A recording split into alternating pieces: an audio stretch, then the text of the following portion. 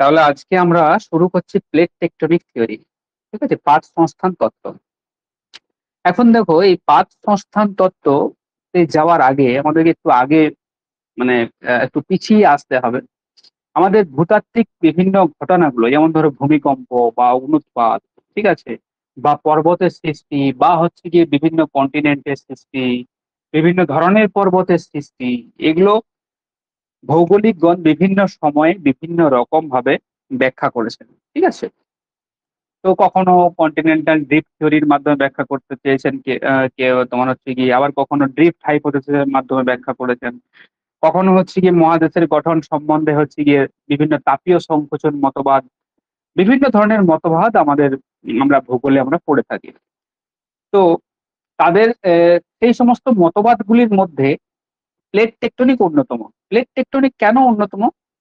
কারণ plate tectonic যে তত্ত্ব আছে, যে থিওরি আছে, সেই থিওরির সাহায্যে পৃথিবী পৃষ্ঠের যাবতীয় ঘটনা, এমনকি ধরো ভূমিকম্প, অগ্নুৎপাত, পর্বত গঠন, মহাদেশের গঠন বা মালভূমির গঠন, বিভিন্ন ধরনের যে ভূমিরূপ গুলো আছে, সেই ভূমিরূপ গুলোর ব্যাখ্যা আমরা কিন্তু প্লেট সংস্থান তত্ত্বের মাধ্যমে আমরা দিয়ে থাকি। যদিও তত্ত্বটির কিছু জায়গাতে লুপ হোলস আছে, যে, ঠিক আছে, লুপ হোলস আছে, মানে কিছু জায়গাতে প্লেট টেকটনিক তত্ত্ব ক্রিটিসিজম হয়েছে বা ক্রিটিসাইজ হয়েছে, সেগুলো আমরা পরে আলোচনা করব যে কোন জায়গাগুলোতে ক্রিটিসাইজড হয়েছে আর কি। তো যাই হোক, প্রত্যেকটা থিওরিরই কিছু না কিছু লুপ হোল থাকে। এখন দেখো, প্লেট টেকটনিক তত্ত্বটা সর্বজন গ্রাহ্য। ঠিক আছে, প্লেট টেকটনিক এখনো পর্যন্ত সর্বজন গ্রাহ্য, মোটামুটি সবাই মেনে নিয়েছে। কারণ আমাদের আর্থ সারফেসের যে কোনো বিষয়গুলো, ভূমিরূপের উদ্ভব বলো, মাউন্টেনের সৃষ্টি বলো, সেগুলো সমস্ত কিছু, বা আগ্নেয়গিরির অগ্নুৎপাত বলো, এগুলি হচ্ছে গিয়ে পাঁচ সংস্থান তত্ত্বের মাধ্যমে বা প্লেট টেকটনিক থিওরির মাধ্যমে ব্যাখ্যা করা হয়। তাহলে আমি হেডিং করে নিই plate tectonic theory.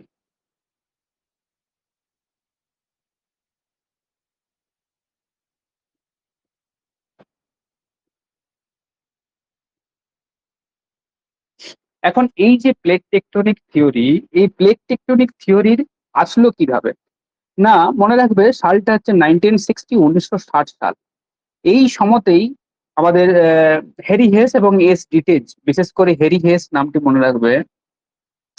Harry has, Harry has, ইনি কি ইনি কি করেছিলেন? না, ইনি করেছিলেন সমুদ্র বক্ষের বিস্তৃতি। এই সমুদ্র বক্ষের বিস্তৃতির যে ধারণা, সমুদ্র বক্ষের যে বিস্তৃতি, এই বিস্তৃতি যে ধারণা, সেই ধারণার কনসেপ্ট থেকেই উঠে আসে পাঁচ সংস্থান তত্ত্ব। তার মানে আমরা বলতে পারি যে প্রথম কেউ যদি প্লেট টেকটনিক তত্ত্বের উদ্ভাবক বা হচ্ছে কি প্লেট টেকটনিক তত্ত্বটাকে নিয়ে এসেছিলেন, হ্যারি হেস তাদের মধ্যে একজন। কারণ হ্যারি হেসের সমুদ্রবক্ষের যে বিস্তৃতি, সেখানে কি বলা হয়, সেখানে দুটো দুটো মহাসাগরীয় মহাসাগরীয় যে তলদেশ আছে, সেই তলদেশের পাতের যে মুভমেন্ট, মহাদেশে মহাসাগরীয় ত্বকে যে পাতের যে মুভমেন্ট, দুদিকে এইভাবে আস্তে আস্তে সরে যায়, এই ধারণাটি কিন্তু হ্যারি হেস প্রথম দিয়েছিলেন। তাই জন্যে হ্যারি হেসকে পাঁচ সংস্থান তত্ত্বের পথিকৃৎ, মানে উনি পথ দেখিয়েছিলেন। ঠিক আছে, উনি কি অ্যাডপ্ট করেছিলেন? উনি এই যে সমুদ্রবক্ষের বিস্তৃতির ধারণাটা দিয়েছিলেন, উনি অ্যাডপ্ট করেছিলেন মহাদেশীয় যে কন্টিনেন্টাল ড্রিফট থিওরি, মহাদেশের সঞ্চারণ যেটা। তাহলে মহাদেশের যে সঞ্চারণ, সেই মতবাদকে উনি অ্যাডপ্ট করে ওনার সমুদ্রবক্ষের যে বিস্তৃতি, সেটা বিজ্ঞানসম্মত ভাবে দিয়েছিলেন। দেখো, এই প্লেট টেকটনিক তত্ত্বটি কিন্তু কারো একার নয়, বিভিন্ন জন বিভিন্ন সময় বিভিন্ন জিনিস অ্যাড করেছেন। তুমিও কিন্তু কোনো জিনিসকে অ্যাড করতে পারো। এইভাবে তত্ত্বটাকে ফ্লেক্সিবল রাখা হয়েছে যে যেভাবে হোক তোমরা কিন্তু সেগুলো আলোচনা করতে পারো।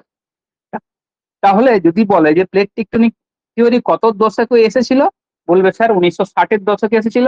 কার হাত ধরে এসেছিল? না, হ্যারি হেসের হাত ধরে এসেছিল ব্যাপারটা। এখন হ্যারি হেস সমুদ্রবক্ষের বিস্তৃতির ধারণা দিয়েছিলেন, সেখান থেকেই পাতের যে কনসেপ্ট বা প্লেটের যে কনসেপ্ট, সেই প্লেটের কনসেপ্ট কিন্তু সেখান থেকেই আমরা পরবর্তীতে বিভিন্ন ভৌগোলিক, যেমন টুজো উইলসন, ম্যাকেনজি এবং পার্কার, ঠিক আছে, পিচো, এরা সম্মিলিত ভাবে সেগুলো ব্যাখ্যা করতে থাকেন। তাহলে 1960 আমার দশক পেলাম। এইবারে সালটা চলে আসবো, মনে রাখবেন 1965-এ। 1965 এগুলো কিন্তু পরীক্ষাতে আসে। 1965-এ কি হয়, টুজো উইলসন একজন কানাডিয়ান ভৌগোলিক, টুজো উইলসন। ইনি কি করেন? ইনি প্রথম প্লেট কথাটি ব্যবহার করেন। এগুলো পরে আসছে আমরা, প্লেটের বৈশিষ্ট্য, প্লেটের গড় গভীরতা, গতবার এই কোশ্চেনে ছিল যে প্লেটের গড় গভীরতা করো কত আর কি, এগুলো কিন্তু আসে। টুজো উইলসন প্রথম কি প্লেট কথাটি প্রথম ব্যবহার করেন।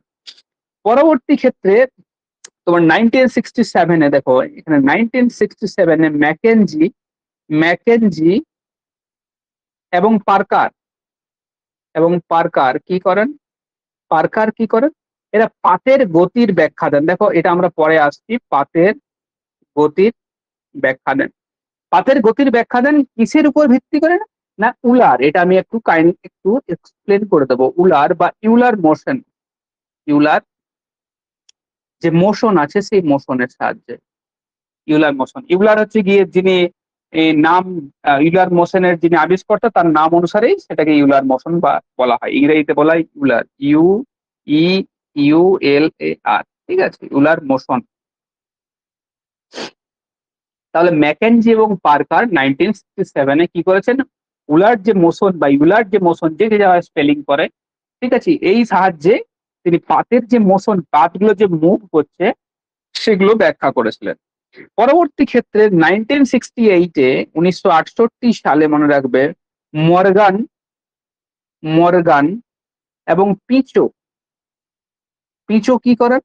পিচো কি করেন? এরা পাত সংস্থানের যে বিভিন্ন এসপেক্টস গুলো আছে, এসপেক্টস গুলো আছে সেগুলোর ব্যাখ্যা দেন। তার মানে পাতের মুভমেন্টের কারণে কোথায় কি ভূমিরূপের সৃষ্টি হচ্ছে বা কোথায় কি প্রভাব বিস্তার করছে, সেগুলো মর্গান এবং পিচো সেই বিষয়গুলো তুলে ধরেন।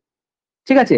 অ্যাট প্রেজেন্ট বর্তমানে আমাদের পৃথিবীতে 7টি পাত আছে, প্রধান পাত আছে, 8টি মাঝারি পাত আছে, 20টি হচ্ছে কি তোমার ছোট পাত আছে। টোটাল মোট 35টি পাত আছে। এখন 7টি প্রধান পাত তোমরা তো সবাই জানো। এখানে যে ছোট ছোট যে প্লেট গুলো আছে, অনেক সময় যেমন ধরো, ও আমি এখানে ছবিটা দেখাচ্ছি, আমার কাছে যে ছবিটা আছে সবিন্দর সিং থেকে ফিজিক্যাল জিওগ্রাফি। এখানে দেখো যে প্লেটের লোক, মেজর এবং মাইনর যে প্লেট গুলো দেওয়া আছে, তোমাদেরকে এগুলো তো মনে রাখতে হবে। 7টা প্লেট তোমরা মোরলে সবাই জানো। এখানে যেগুলো মনে রাখতে হবে, যে ছোট ছোট প্লেট আছে, যেমন ধরো জুয়ান ডিভুকা প্লেট এখানে আছে, ফিলিপাইন প্লেট এখানে আছে, কোকোজ প্লেট এখানে আছে আমেরিকার, নাজকা প্লেট এখানে আছে, তারপরে হচ্ছে কি তোমার স্কোশিয়া প্লেট এখানে আছে। ঠিক আছে, এই যে প্লেট গুলো, এই প্লেট গুলো আবার একটু মুখস্থ করতে হবে তোমাদেরকে, ঠিক আছে। এবং বড় বড় প্লেট গুলোর যে মুভমেন্ট, কোনটা কোন দিকে মুভ করছে, সেটা তোমাদেরকে মুখস্থ করতে হবে। তাহলে জুয়ান ডিভুগা প্লেট কোথায় আছে, ফিলিপাইন প্লেট কোথায় আছে, এখানটায় তোমার ক্যারিবিয়ান প্লেট আছে, তোমার এখানটায় যদি যাও এখানটায় তুমি পাবে, সরি এখানটায় ক্যারিবিয়ান নেই, ক্যারিবিয়ান আইল্যান্ড এইখানটাতে ক্যারিবিয়ান, এই যে ক্যারিবিয়ান লেখা আছে, ক্যারিবিয়ান প্লেট এখানে পাবে। ঠিক আছে, তাহলে এগুলো মুখস্থ করতে হবে যে ক্যারিবিয়ান প্লেট কোথায় আছে, ফিজি প্লেট কোথায় আছে, জুয়ান ডিভুকা প্লেট কোথায় আছে, ঠিক আছে, স্কোসিয়া প্লেট কোথায় আছে, এগুলো মুখস্থ করতে হবে। এগুলো অনেক সময় দিয়ে দেয়, 6টা কি 7টা মুখস্থ করলে হয়ে যাবে। ঠিক আছে, বারবার পড়বে তাহলে হয়ে যাবে। মেন যে প্লেট গুলো সেগুলো কিন্তু তোমরা জানো, সেগুলো নিয়ে আমি আর ডিটেলসে কিছু বলছি না। ঠিক আছে, তাহলে মোট 35টা প্লেট আছে। এখন যে এই প্লেট গুলো, এই প্লেট গুলোর এভারেজ দিকে হচ্ছে 70 থেকে 150 কিলোমিটার। কত? 70 থেকে 150 কিলোমিটার। না মহাসাগর যেখানে আছে, মহাসাগর যেখানে আছে সেখানে 70 কিলোমিটার। আর মহাদেশ যেখানে আছে, মহাদেশ যেখানে আছে সেখানে এর ডেপথ হচ্ছে 150 কিলোমিটার। বুঝেছে? এরপরে হচ্ছে কি পাতগুলির গড় আয়তন কত? না 10⁶ থেকে, আমি এগুলো সামান্য ডিটেলস বলে দিচ্ছি, তারপর আমরা ইয়েতে যাবো, ভাসতে যাবো। 10⁸, তার মানে 10-এর পিছনে 6টা শূন্য বা 10-এর পিছনে 8টা শূন্য দিয়ে এর বর্গ কিমি এক একটি প্লেটের এর আয়তন। এগুলো হচ্ছে এক একটি প্লেটের আয়তন। ঠিক আছে, এখানে আরো একটি জিনিস জানতে হবে, প্লেট মার্জিন, প্লেট মার্জিন এবং হচ্ছে প্লেট বাউন্ডারি। মার্জিন জিনিসটা কি? মার্জিন হচ্ছে গিয়ে এই যে মার্জিনটাই না আমরা খাতায় খাতায় নর্মালি মার্জিন টানি, এদিকে মার্জিন টানলাম। মার্জিন মানে কি? প্লেটের প্রান্ত ভাগ, একটা প্লেটের প্রান্ত ভাগগুলোকে মার্জিন বলা হয়। এই যে প্লেটের প্রান্ত ভাগগুলো, এটাকে মার্জিন বলা হয়। আর প্লেট বাউন্ডারি কি? প্লেট বাউন্ডারিতে দুটো সীমা, দুটো প্লেটের মাঝখানে বাউন্ডারি দিই না, আমাদের যেমন ইন্ডিয়া পাকিস্তানের বাউন্ডারি আছে, আমরা যেমন বাড়ির চারিপাশে বাউন্ডারি নির্মাণ করি, সেরকম হচ্ছে বাউন্ডারি সীমা। দুটো প্লেটকে যে অঞ্চল বরাবর আলাদা করা হয় সেটাকে বলা হয় বাউন্ডারি। তাহলে মার্জিন এক জিনিস, মার্জিন হচ্ছে প্রান্ত ভাগ, যেটা প্রান্ত সেটা হচ্ছে মার্জিন। বাউন্ডারি হচ্ছে কি যে যে জায়গাটা তোমার আলাদা করছে সেটা হচ্ছে কি বলা হয় প্লেট বাউন্ডারি। ঠিক আছে, এখন আমি বললাম এগুলো সামান্য একটু ডিটেলস হয়ে গেল তোমাদের। এইবার হচ্ছে ইউলার মোশন। দেখো এই জিনিসটা কি, উলার বা ইউলার মোশনটা কি। উলার মোশন একটু অল্পখানি জেনে নাও যে উলার মোশন বা ইউলার মোশন জিনিসটা কি। কারণ মর্গান এবং সরি ম্যাকেনজি এবং পার্কার কি করেছিলেন, ইউলার মোশনের সাহায্যে পাতের যে মুভমেন্ট করছে প্লেটগুলি সেগুলি ব্যাখ্যা করেছিলেন। এখন ধরো আমি সাপোজ ধরে নিচ্ছি আমার পৃথিবী, পৃথিবীতে এরকম দুটো ছবি আঁকছি। এই একটি কন্টিনেন্ট আছে, পরবর্তী ক্ষেত্রে কি হচ্ছে কন্টিনেন্টটি ব্রেক করে যাচ্ছে। ঠিক আছে, এটা এদিকে মুভ করছে, এটা এদিকে মুভ করছে, মানে এটা এদিকে যাচ্ছে এবং এটা এদিকে যাচ্ছে। ইউলার মোশনে কি বলা হচ্ছে, ইউলার মোশনে বলা হচ্ছে যে কোনো স্ফেরিক্যাল সারফেসের উপর, তার মানে কোনো গোলাকার বস্তুর উপর, কোনো গোলাকার বস্তুর উপর যদি কোনো ভূখণ্ড থাকে, গোলাকার বস্তু বলতে আমাদের পৃথিবী, যদি ভূখণ্ডের কোনো অংশ থাকে এবং সেটা যদি মুভ করে, সেটা যদি মুভ করে, তো একটা তার কাল্পনিক অ্যাক্সিস থাকবে। ধরো আমি কাল্পনিক অ্যাক্সিস মানে পৃথিবীর অ্যাক্সিস নয় কিন্তু, ধরো এ এদিকে যাচ্ছে, এ এদিকে যাচ্ছে, দুটো দুটো ভূখণ্ড আছে, এ এদিকে যাচ্ছে, এ এদিকে যাচ্ছে, এ তার মানে ডাইরেকশন এইদিকে, এর ডাইরেকশন এদিকে যাচ্ছে।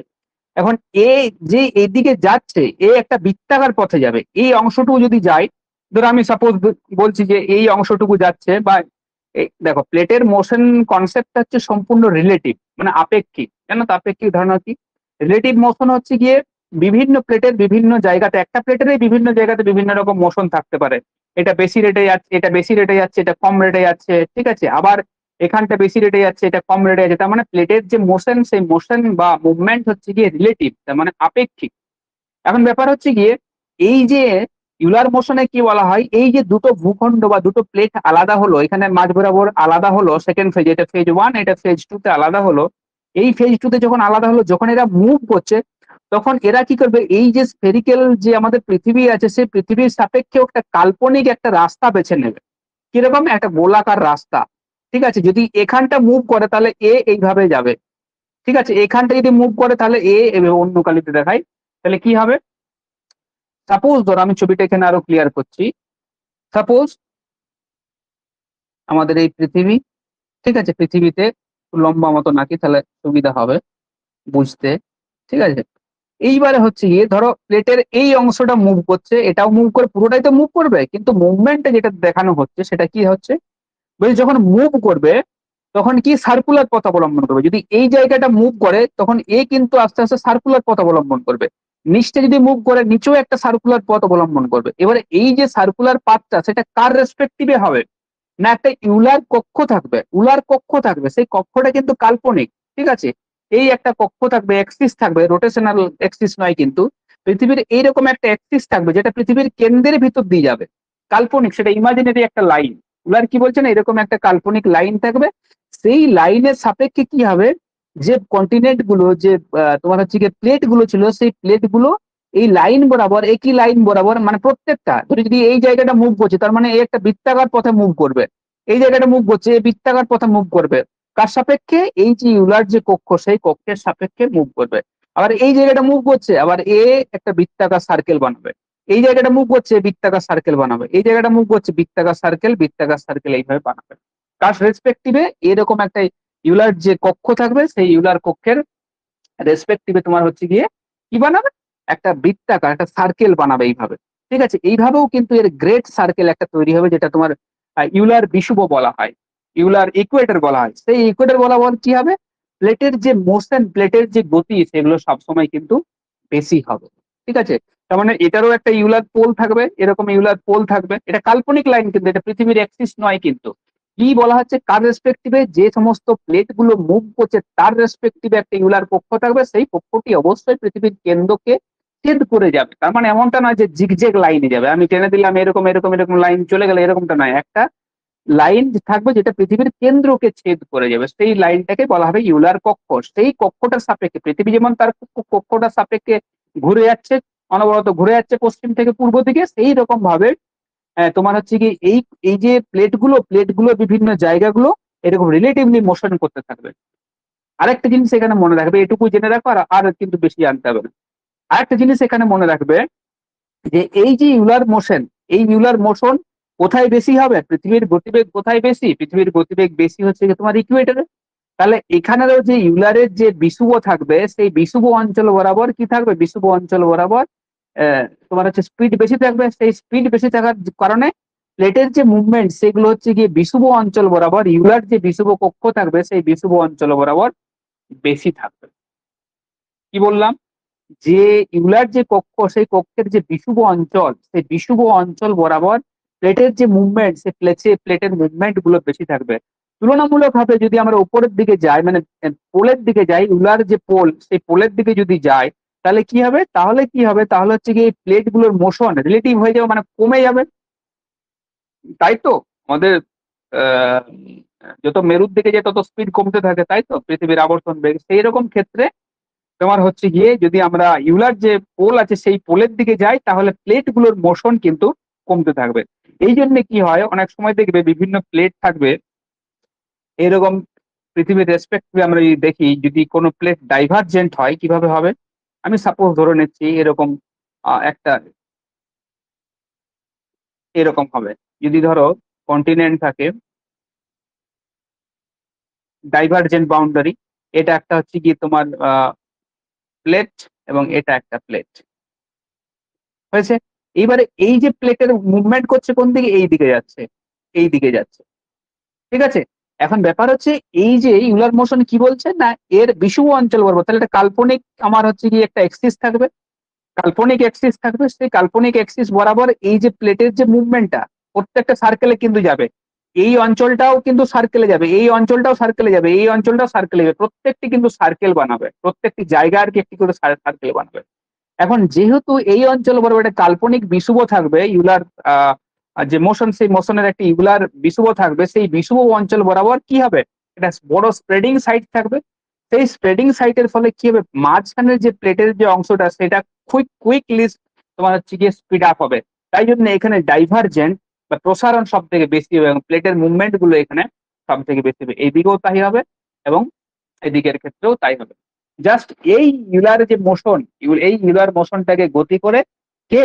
এইগুলো হচ্ছে ম্যাকেঞ্জি এবং পার্কার। পাতের যে পাতগুলোর যে মুভমেন্ট, সেই পাতগুলোর মুভমেন্টকে খুব সুন্দরভাবে কিন্তু ব্যাখ্যা করা যায়। এটা আরো 3D ডায়াগ্রামের সাহায্যে বা 3D পিকচারের সাহায্যে আমরা এটাকে উপস্থাপন করতে পারি, বা কম্পিউটার গ্রাফিক্স এর মাধ্যমেও আমরা উপস্থাপন করতে পারি।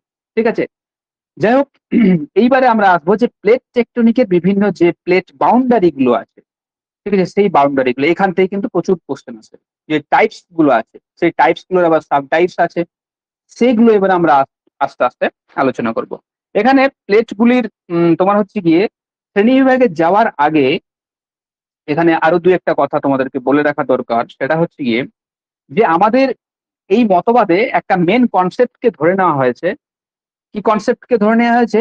যে এখানে ধরে নেওয়া হয়েছে যে আমাদের আহ যে হচ্ছে কি তোমার আমাদের যে ভূত্বকের যে ভূপৃষ্ঠের যে ক্ষেত্রফল, সেই ক্ষেত্রফল কি, আমি এখানে লিখছি ভূত্বকের যে ক্ষেত্রফল, সেই ক্ষেত্রফল একই আছে। কারণ এগুলো বলছি, কারণ এগুলো ক্রিটিসিজমে কিন্তু খুবই গুরুত্বপূর্ণ। ক্ষেত্রফল একই আছে, তার মানে যে পরিমাণে পাত কি হচ্ছে, ধ্বংস হচ্ছে, সেই পরিমাণে পাত কি হচ্ছে, সৃষ্টি হচ্ছে। যদি আমরা ধরে নিই, পাঁচ সংস্থান তত্ত্বে কিন্তু এটা ধরে নেওয়া হয়েছে যে ক্ষেত্রফল, ভূপৃষ্ঠের ক্ষেত্রফল কিন্তু সেম আছে। তাহলে ক্ষেত্রফল সেম থাকতে গেলে কি হতে হবে না, পাত, যে পরিমাণ পাত কি হবে, ধ্বংস হবে, সেই পরিমাণ পাত সৃষ্টি হবে। তবে তো ক্ষেত্রফল ঠিক থাকবে, নাহলে কিন্তু ক্ষেত্রফল ঠিক থাকবে না। এইবারে এটাকে যদি মেন করা হয়, এই সিদ্ধান্তটাকে যেটা মেনে নিয়েছে তার কিছু কারণ আছে, মানে ক্ষেত্রফল এক আছে, এটাকে মেনে নেওয়ার পেছনে কয়েকটি কারণ আছে। কি কি কারণ আছে? কারণ ভৌগোলিকরা দেখেছেন যে সমুদ্র খাত বরাবর কি, সমুদ্র খাত বরাবর কি হচ্ছে, সমুদ্র খাত বরাবর যেটা হচ্ছে গিয়ে একটা ভূমিকম্প জোন দেখা যায়। আর ভূমিকম্প তো এমনি এমনি হয় না, বলো? ভূমিকম্প জোন দেখা যায়, এগুলো লিখে রাখবে পারলে। তাহলে সমুদ্র খাত বরাবর, আমি রিপিট করে দিচ্ছি, সমুদ্র খাত বরাবর ভূমিকম্প জোন দেখা যাচ্ছে। কোথায় ভূমিকম্প সৃষ্টি হবে, মানে যেখানে সংঘর্ষ হবে, যেখানে ধাক্কা হবে, সেখানেই তো ভূমিকম্পর একটা তোমার হচ্ছে কি জোন সৃষ্টি হবে। তার মানে সমুদ্র খাত বরাবর আমার কি সৃষ্টি হচ্ছে, ভূমিকম্প জোন সৃষ্টি হচ্ছে। কারণ এটাকে প্রুফ করতে হবে আগে, তারপরে আমি তোমার হচ্ছে কি তত্ত্বতে আসবো। তাহলে ক্ষেত্রফল কিন্তু একই আছে, তার প্রথম প্রমাণ হচ্ছে কি সমুদ্র খাত বরাবর ভূমিকম্প হচ্ছে। পরের গুলো যে আলোচনা করবো বুঝতে পারবে। 2 নম্বর বলছে যে সমুদ্র খাত যেগুলো আছে, সমুদ্র খাতগুলো যেগুলো আছে, সেই খাতগুলোতে ঋণাত্মক ঋণাত্মক অভিকর্ষজ দেখা যায়। ঋণাত্মক অভিকর্ষজ অসঙ্গতি দেখা যায়, অসঙ্গতি। এখন কেন দেখা যায়? আমার সমুদ্র, আমরা জানি যে সমুদ্রের তলদেশে পজিটিভ বা তোমার হচ্ছে কি ধনাত্মক অভিকর্ষজ থাকা দরকার। সে জায়গায় কি সেখানে ঋণাত্মক অভিকর্ষজের একটা অ্যানোমালি আমরা দেখতে পাচ্ছি। কেন দেখতে পাচ্ছি না?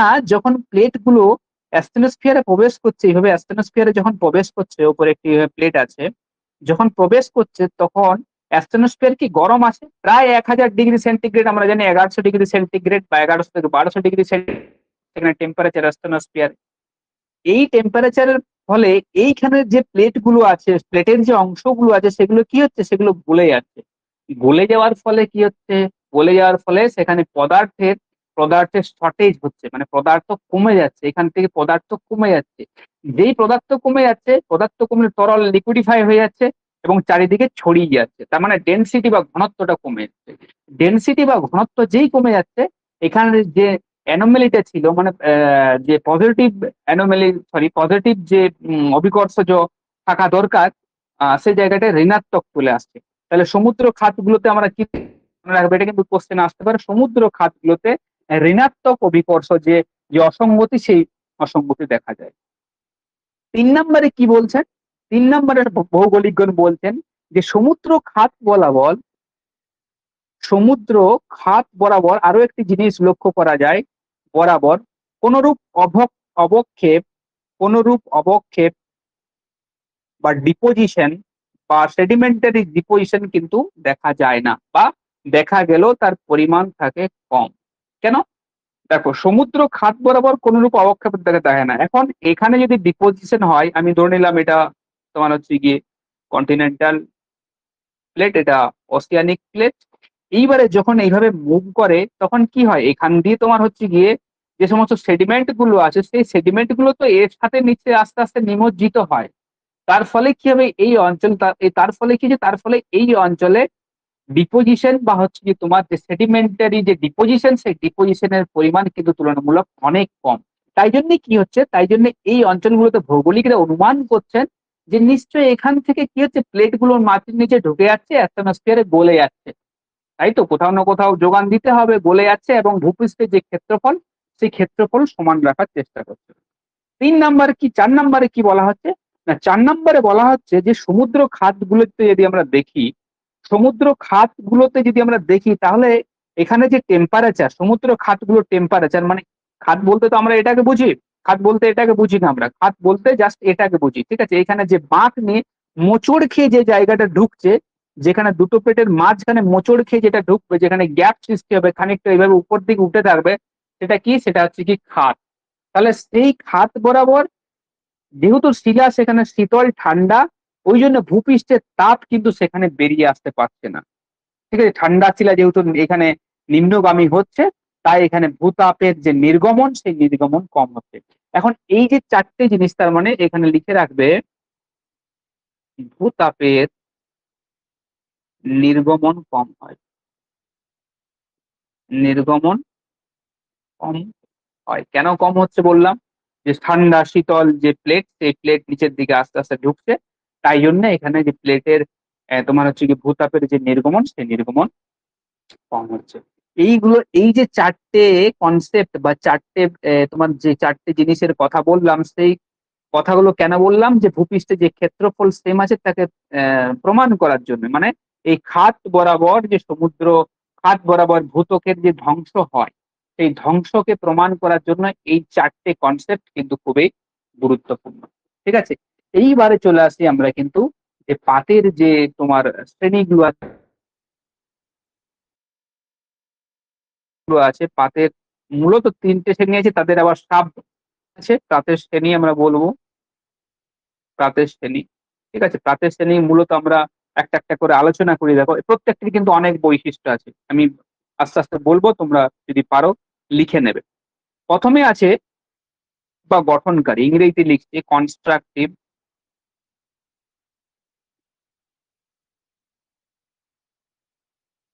Constructive or divergent or asserting, বাংলায় যাকে বলা হয় গঠনকারী। দেখো যে জিনিসগুলো এখানে বলবো,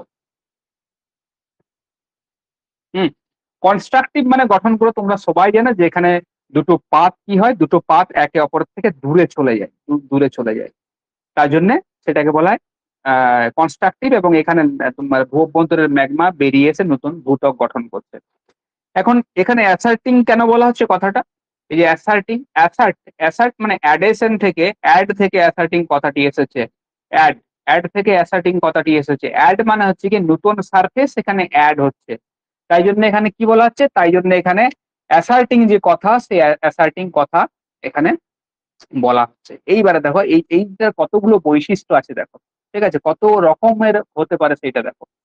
এখন এই যে তোমার কনস্ট্রাকটিভ বা ডাইভারজেন্ট, যেটা হচ্ছে গিয়ে আমরা প্লেট বাউন্ডারি যেটাকে আমরা বলি, সেখানে কি কি বৈশিষ্ট্য, আমরা প্রথম বৈশিষ্ট্য কি পাবো না, আমরা সবাই জানি যে মুভমেন্ট হয়, দুটো দুদিকে সরে যায়।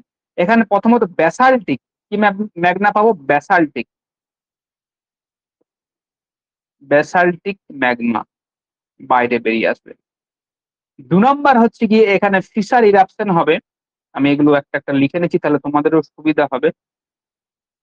ফিশার বা বিদার অগ্নুৎপাত হবে, বিদার অগ্নুৎপাত হবে। 3 নম্বর নতুন ভূতকাল লিখছি না, সাবমেরিন মাউন্টেনের সৃষ্টি হবে, সাবমেরিন পর্বত।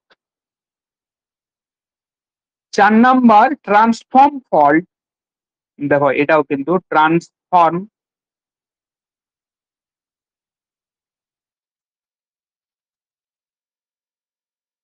সৃষ্টি হবে।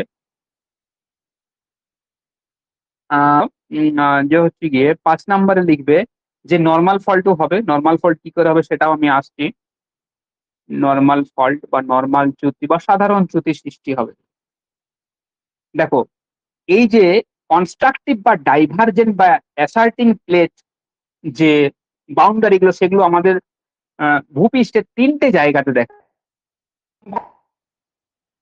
দেখা যায় না, সবাই যেন মিড আটলান্টিক রেঞ্জ, মন নাই কিন্তু কি, মিড আটলান্টিক রেঞ্জ। তারপরে হচ্ছে কি তোমার আমাদের east Pacific rise, east Pacific rise. 3 নম্বর হচ্ছে কি তোমার আহ আমাদের ভারত মহাসাগরের তলদেশের ভারত মহাসাগরের তলদেশে একটা আছে, সেটা হচ্ছে কি সাউথ ইন্ডিয়ান রিজ। দেখো এখানে রাইজ কথাটি বলা হয়েছে এবং প্রত্যেকটিতে রিজ কথা বলা হয়েছে। তাহলে এই যে কনস্ট্রাকটিভ মানে যেখানে দুটো আস্তে আস্তে সরে দূরে চলে যায়, এই রকম আছে গিয়ে তোমার 3টে জোন আছে। কোথায় আছে, মিড আটলান্টিক রিজ, তারপর হচ্ছে গিয়ে আহ ইস্ট প্যাসিফিক রিজ, এই সরি রাইজ, এটা রাইজ মনে রাখবে, রিজ নয় কিন্তু রাইজ। আর সাউথ ইন্ডিয়ান রিজ, রিজ। এখন রিজ এবং রাইসের পার্থক্য কি যদি প্রথমেই বলি, রিজ, রিজ মানে হচ্ছে গিয়ে আমরা বলি শৈলশিরা, এবং রাইজ মানে হচ্ছে কি উচ্চভূমি। রিজের ক্ষেত্রে মনে রাখবে এই যে রিজ, রিজের ক্ষেত্রে মনে রাখবে যে যে লাভাটা যেটা উঠে আসছে, ম্যাগমাটা যেটা উঠে আসছে এইভাবে, যেটা এইভাবে উঠে আসছে, সেটা হচ্ছে কি আকৃতি কেমন হবে, সেই আকৃতিতে এইভাবে ঠিক একটা তোমার হচ্ছে কি উঁচু এই ধরনের ভূমিরূপ সৃষ্টি করবে। ঠিক আছে, কিরকম উঁচু এইভাবে আগ্নেয়গিরি টাইপের ভূমিরূপ সৃষ্টি করবে। আর রাইজের কি দুই সাইডের স্লোপ কিন্তু খুব বেশি হবে, এটাকে আমরা বলছি রিজ বা শৈলশিরা টাইপের। রাইজের ক্ষেত্রে যে ভূমিরূপটা সৃষ্টি হবে সেটা হচ্ছে গ্রাজুয়ালি আস্তে আস্তে স্টিপ ডাউন করবে, যেমন স্লোলি এইভাবে। কিন্তু ম্যাগমার উত্থান মনে রাখবে এখানে বেশি হবে, বেশি হবে গিয়ে লাভাটা দাঁড়াতে পারবে না, চারিদিকে আস্তে দ্রুত ছড়িয়ে যাবে। ওই জন্য কি হয়, ইস্ট প্যাসিফিক রিজ, এই যে ইস্ট প্যাসিফিক রিজ, আমি সেই ইস্ট প্যাসিফিক রিজ বরাবর মানে প্রশান্ত মহাসাগরের পূর্ব দিকে কি আছে, একটি কনস্ট্রাকটিভ ডাইভার্জ বা অ্যাসার্টিং যে প্লেট বাউন্ডারি, সেই প্লেট বাউন্ডারি দেখা দেখা যায়। এবং এটি কেমন, এটি খুব দ্রুত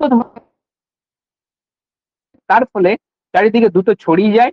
ঠিক আছে, সেই যেমন আমরা হাওয়াই শ্রেণীতে যেটা আমরা পড়েছিলাম অগ্নুদ্গামে, যেখানে হচ্ছে গিয়ে খুব দ্রুত লাভাটা বেরিয়ে আসে, তরল প্রকৃতির লাভা খুব চারদিকে ছড়িয়ে যায়। এই আমি ফর্ম করে এটাকে রাইস বলা হয়, বা উচ্চভূমি বাংলাতে যেটা বলা হয় রাইস। তোমাদেরকে কখনো কখনো ইন্টারভিউতে এটা জিজ্ঞাসা করতে পারে যে রিজ আর রাইসের মধ্যে পার্থক্য কি হয়েছে। এবারে দেখো সাউথ ইন্ডিয়ান যে ম্যাগমার যে উদগীরণ, সেটা হচ্ছে গিয়ে তোমার মূলত হচ্ছে গিয়ে খুব স্লোলি হয়ে থাকে। এখন ব্যাপার হচ্ছে গিয়ে এই যে বললাম যে এখানে ব্যাসাল্টিক ম্যাগমা বেরিয়ে আসে, ফিসার বা বিদার অগ্নুৎপাত হয়, সাবমেরিন পর্বত, এই যে এগুলো সাবমেরিন পর্বত। এছাড়া যে বৈশিষ্ট্যগুলি মেন, এটা হচ্ছে কি মিড আটলান্টিক ইজ বেরিয়ে আসছে, ধরো এখানে বেরিয়ে আসছে, এভাবে বেরিয়ে আসে, এইভাবে ছড়িয়ে যায়, এমনটা না আস্তে আস্তে বেরিয়ে আসে এবার ছড়িয়ে যাবে, টান পড়বে। টান পড়াবে, যেই টান পড়বে, টান পড়লে নর্মালি কি হয়, মিড আটলান্টিক রিজ বরাবর গ্রস্ত উপত্যকা সৃষ্টি হয়। কোথায়, যেখানে লাভাটা এইভাবে, ছবিতে আমরা কি দেখি, লাভাটা এইভাবে ঠিক, হ্যাঁ, এইভাবে যদি থ্রিডি ডায়াগ্রামে দেখাই, এইভাবে এইভাবে লাভাটা বেরিয়ে আসবে এবং এই স্ট্রিপ গুলো থাকবে, যেখানে কি হবে, যেগুলো এক একটা আমরা তোমার বলতে পারি যে হচ্ছে মহাদেশীয় ত্বক, মহাসাগরীয় ত্বক, সেগুলো এইভাবে আস্তে আস্তে মুভ করবে। এখন এইখানে যে তোমার হচ্ছে গিয়ে যেটা তৈরি হবে, সেটা খানিকটা রিফট ভ্যালি আমরা সেটা বলবো। সেখানে কি, রিফট ভ্যালি, সেখানে কি হচ্ছে, সেখানে এই দিকে উঠে এই দিকে যেই সরে পড়ছে, টান পড়ার ফলে কি এখানে যে উপত্যকাটা থাকবে, সেটা ওয়ান টাইপ অফ হচ্ছে কি তোমার রিফট ভ্যালি বা গ্রস্ত উপত্যকার সৃষ্টি হচ্ছে। সেই এবং রিজ তো সৃষ্টি হচ্ছে, তার সাথে কি, তার সাথে একটা ভ্যালি টাইপের সৃষ্টি হচ্ছে, এখান থেকে আস্তে আস্তে আস্তে আস্তে ম্যাগমা উঠছে এবং টান পড়ছে, সরে যাচ্ছে। তার মানে এখানে একটা আমরা মিড আটলান্টিক যে রিজ আছে, সেই মিড আটলান্টিক রিজ বরাবর আমরা কি দেখতে পাচ্ছি, মিড আটলান্টিক রিজ বরাবর আমরা দেখতে পাচ্ছি গ্রস্ত উপত্যকা। আর আমরা কি দেখতে পাচ্ছি, মিড আটলান্টিক রিজ বরাবর, মিড আটলান্টিক রিজ বরাবর আরো জিনিস দেখতে পাচ্ছি, ট্রান্সফর্ম ফল্ট। এখানে কি লিখেছি, ট্রান্সফর্ম ফল্ট আমরা দেখতে পাচ্ছি। ঠিক আছে, মিড আটলান্টিক রিজ বরাবর ট্রান্সফর্ম, মানে দেখো এবারে ট্রান্সফর্ম ফল্ট নর্মালি কি হয়, নর্মালি আমরা এমনি পড়ছি না ট্রান্সফর্ম ফল্ট, যে দুটো এইভাবে পাশাপাশি চলে যায়, এটা এদিকে গেল আর এটা এদিকে গেল, পাশাপাশি এইভাবে পাশাপাশি পড়েছে ট্রান্সফর্ম ফল্ট। কিন্তু এটা ট্রান্সফর্ম ফল্টের একটা শ্রেণী, এরকম ছটা হয়, সেটা তোমাদের জানা দরকার নেই, 6 থেকে 7 রকমের ট্রান্সফর্ম ফল্ট হয়।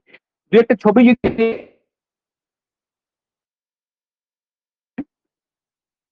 ট্রান্সফর্ম ফল্ট এরকমও হতে পারে, নর্মালি কি হয়, নর্মালি এরকমও ট্রান্সফর্ম ফল্ট হতে পারে, এটা একটা শ্রেণী হতে পারে। আবার ট্রান্সফর্ম ফল্টের এরকমও হতে পারে, জাস্ট এগুলো তোমাদের জেনে রাখো, এরকম 6 থেকে 7 রকমের হয়। এরকম ট্রান্সফর্ম ফল্ট হতে পারে, এরকম হতে পারে, এরকম হতে পারে, এগুলো তোমাদের না জানলেও চলবে, মনে রাখবে আমরা যেটা পড়ি, যেখানে দুটো প্লেট একে অপরকে পাশে এরকম পাশ কাটিয়ে চলে যায়, সেটা ট্রান্সফর্ম ফল্টের একটা শ্রেণী। ঠিক আছে, একটা জায়গা দূরত্ব পর্যন্ত, ঠিক আছে, এটা দেখা যাচ্ছে।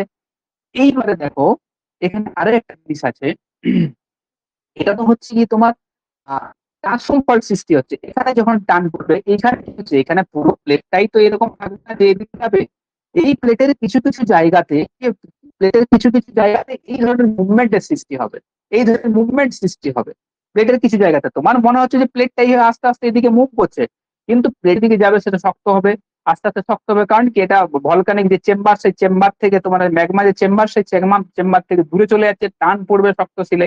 তার ফলে কি হবে, মাঝে মধ্যে কাছাকাছির কিছু জায়গাতে যে একটু দূরে সরে গেলো, সেখানে কিন্তু ট্রান্সফর্ম ফল দেখা যাবে, মানে প্লেট এই যে তোমার সামুদ্রিক যে ভূত্বক আছে, সেই সামুদ্রিক ভূত্বকের মধ্যেও কিন্তু তোমার ট্রান্সফর্ম ফল দেখা যেতে পারে। এখানে দেখা যাবে না, দুই সাইড বরাবর দেখা যাবে, এটা পুরোপুরি যদি দেখতে চাই, তাহলে পাশের প্লেটের এরকম তোমার কাছে আমরা দেখতে পাই। এখন ব্যাপার হচ্ছে নর্মাল চ্যুতি আমরা কোথায় দেখতে পাবো, তাই তো, নর্মাল চ্যুতি কোথায় দেখতে পাবো? ঠিক আছে, নর্মাল চ্যুতি যদি আমরা ছবিটা রাখি, কিরকম হবে ছবিটা আমাদের,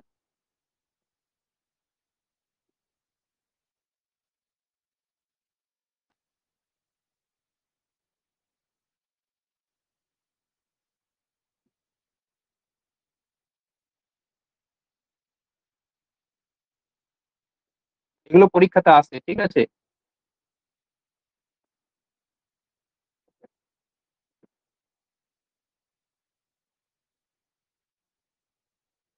এটা এটা ধরো এখান থেকে লাভার হচ্ছে, এদিকে মুভ করছে, এদিকে মুভ করছে, এদিকে মুভ করছে, আবার এদিকে স্লোলি মুভ করছে। এখন এখানে কি আছে, ম্যাগমা চেম্বার আছে, কি ম্যাগমা চেম্বার। এই ম্যাগমা চেম্বার থেকে কি হয়েছে, এই ম্যাগমা চেম্বার থেকে এই ম্যাগমা চেম্বার থেকে কি হয়, নর্মালি এই ম্যাগমা চেম্বার থেকে লাভা, যে লাভার যে উৎকীর্ণ হয় বা ম্যাগমা উৎকীর্ণ হয়, লাভায়।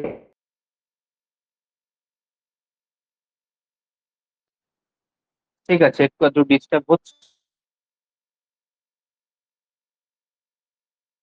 ওয়েট করো।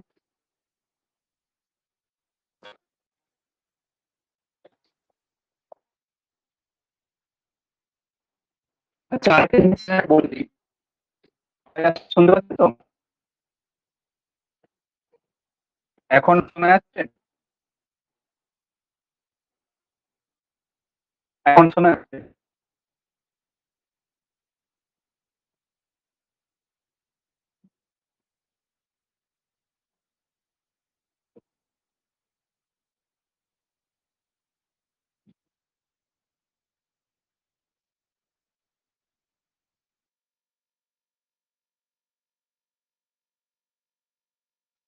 আমি বললাম আজকে একটু মেবি হয়তো। হম হম, ভয়েস ব্রেক হচ্ছে, হ্যাঁ হ্যাঁ, বললাম এখানে একটা প্রবলেম আছে, দেখেছি। এখন ভিডিও ঠিক আছে তো? তো সাউন্ড বলো।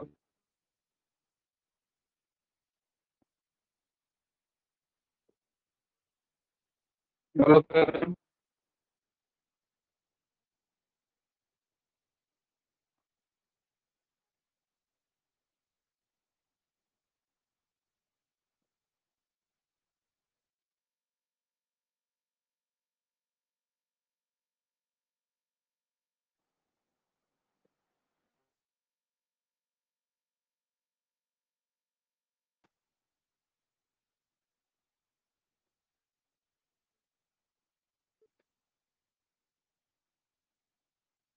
আসছে, ভিডিও আসছে,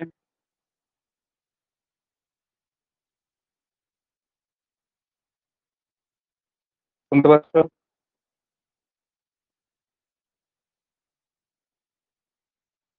বলো কে বলছো?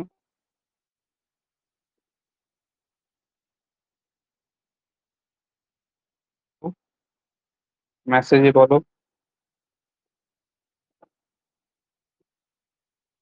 শোনা যাচ্ছে?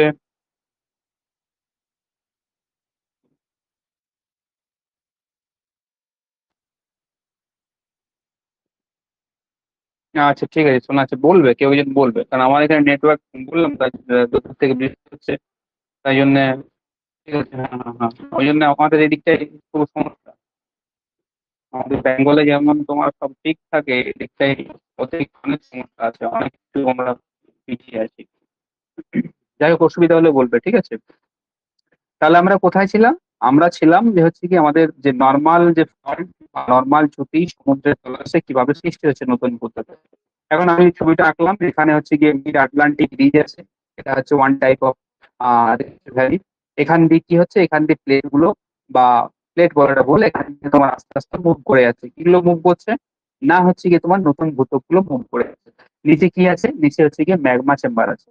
এখন কি হবে, এখন এই ম্যাগমা চেম্বার থেকে যে ভূত্বকগুলো ক্রমশ দূরে চলে যাবে, কি হবে, এখানে যে গরমটা আছে সেই গরমটা, এখানে যে ত্বকটা আছে, ধরো এখানে কি নিলাম, এখানে একটা ত্বক আছে সেটার নাম জি, এদিকেও আছে কি এ নিলাম, জি ত্বক, ঠিক আছে, এখানে আছে জি, ঠিক আছে।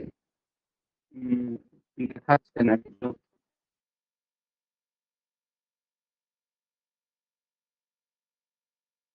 কেটে কেটে আসছে না।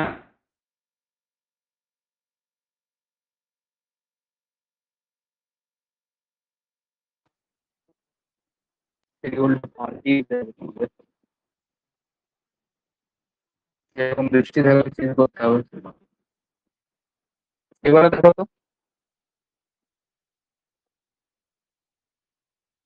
এবার কেটে আসছে কি?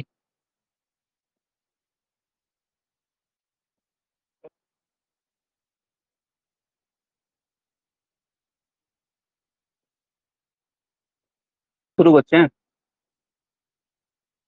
তাহলে দেখো যেটা বলছিলাম যে এরকম যে যে তোমার হচ্ছে কি কনস্ট্রাকটিভ বা ডাইভারজেন্ট বা অ্যাসার্টিং যে প্লেট, তোমার হচ্ছে কি যে বাউন্ড, তোমার হচ্ছে কি যে প্লেট বাউন্ডারি আছে সেখানে যে নর্মাল ফল্ট, সেই নর্মাল ফল্ট কিভাবে সৃষ্টি হচ্ছে।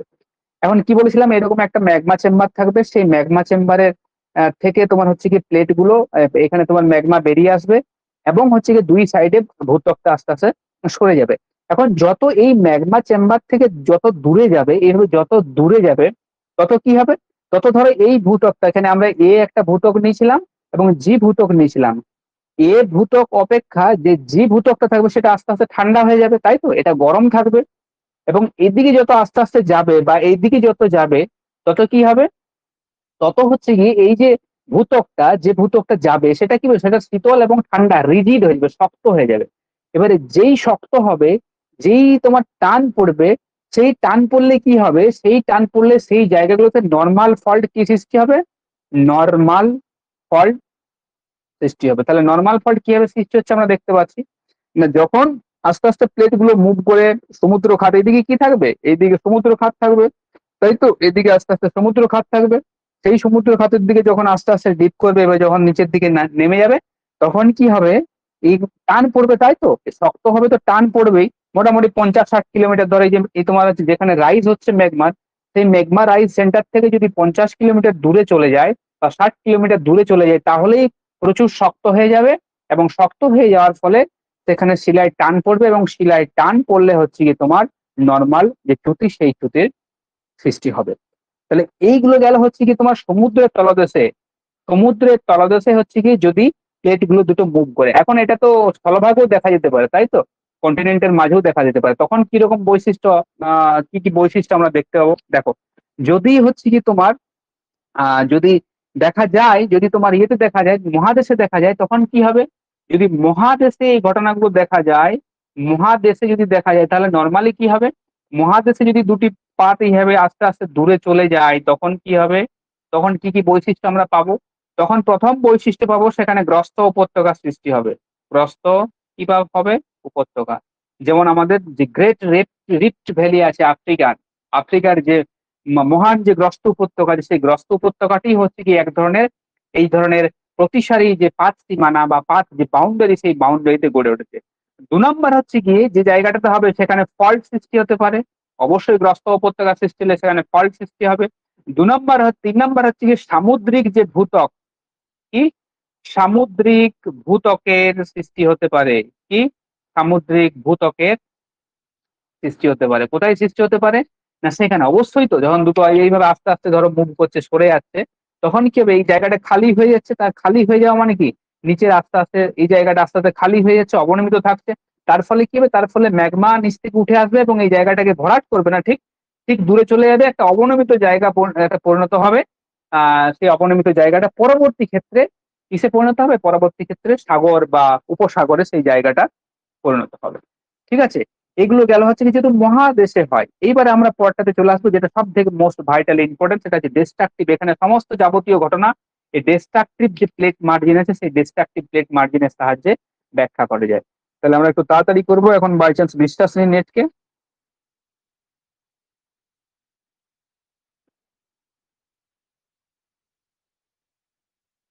সরি, ডিস্ট্রাকটিভ বলা হয়, এটাকে কি বলা হয়, কনভার্জেন্ট বলা হয়,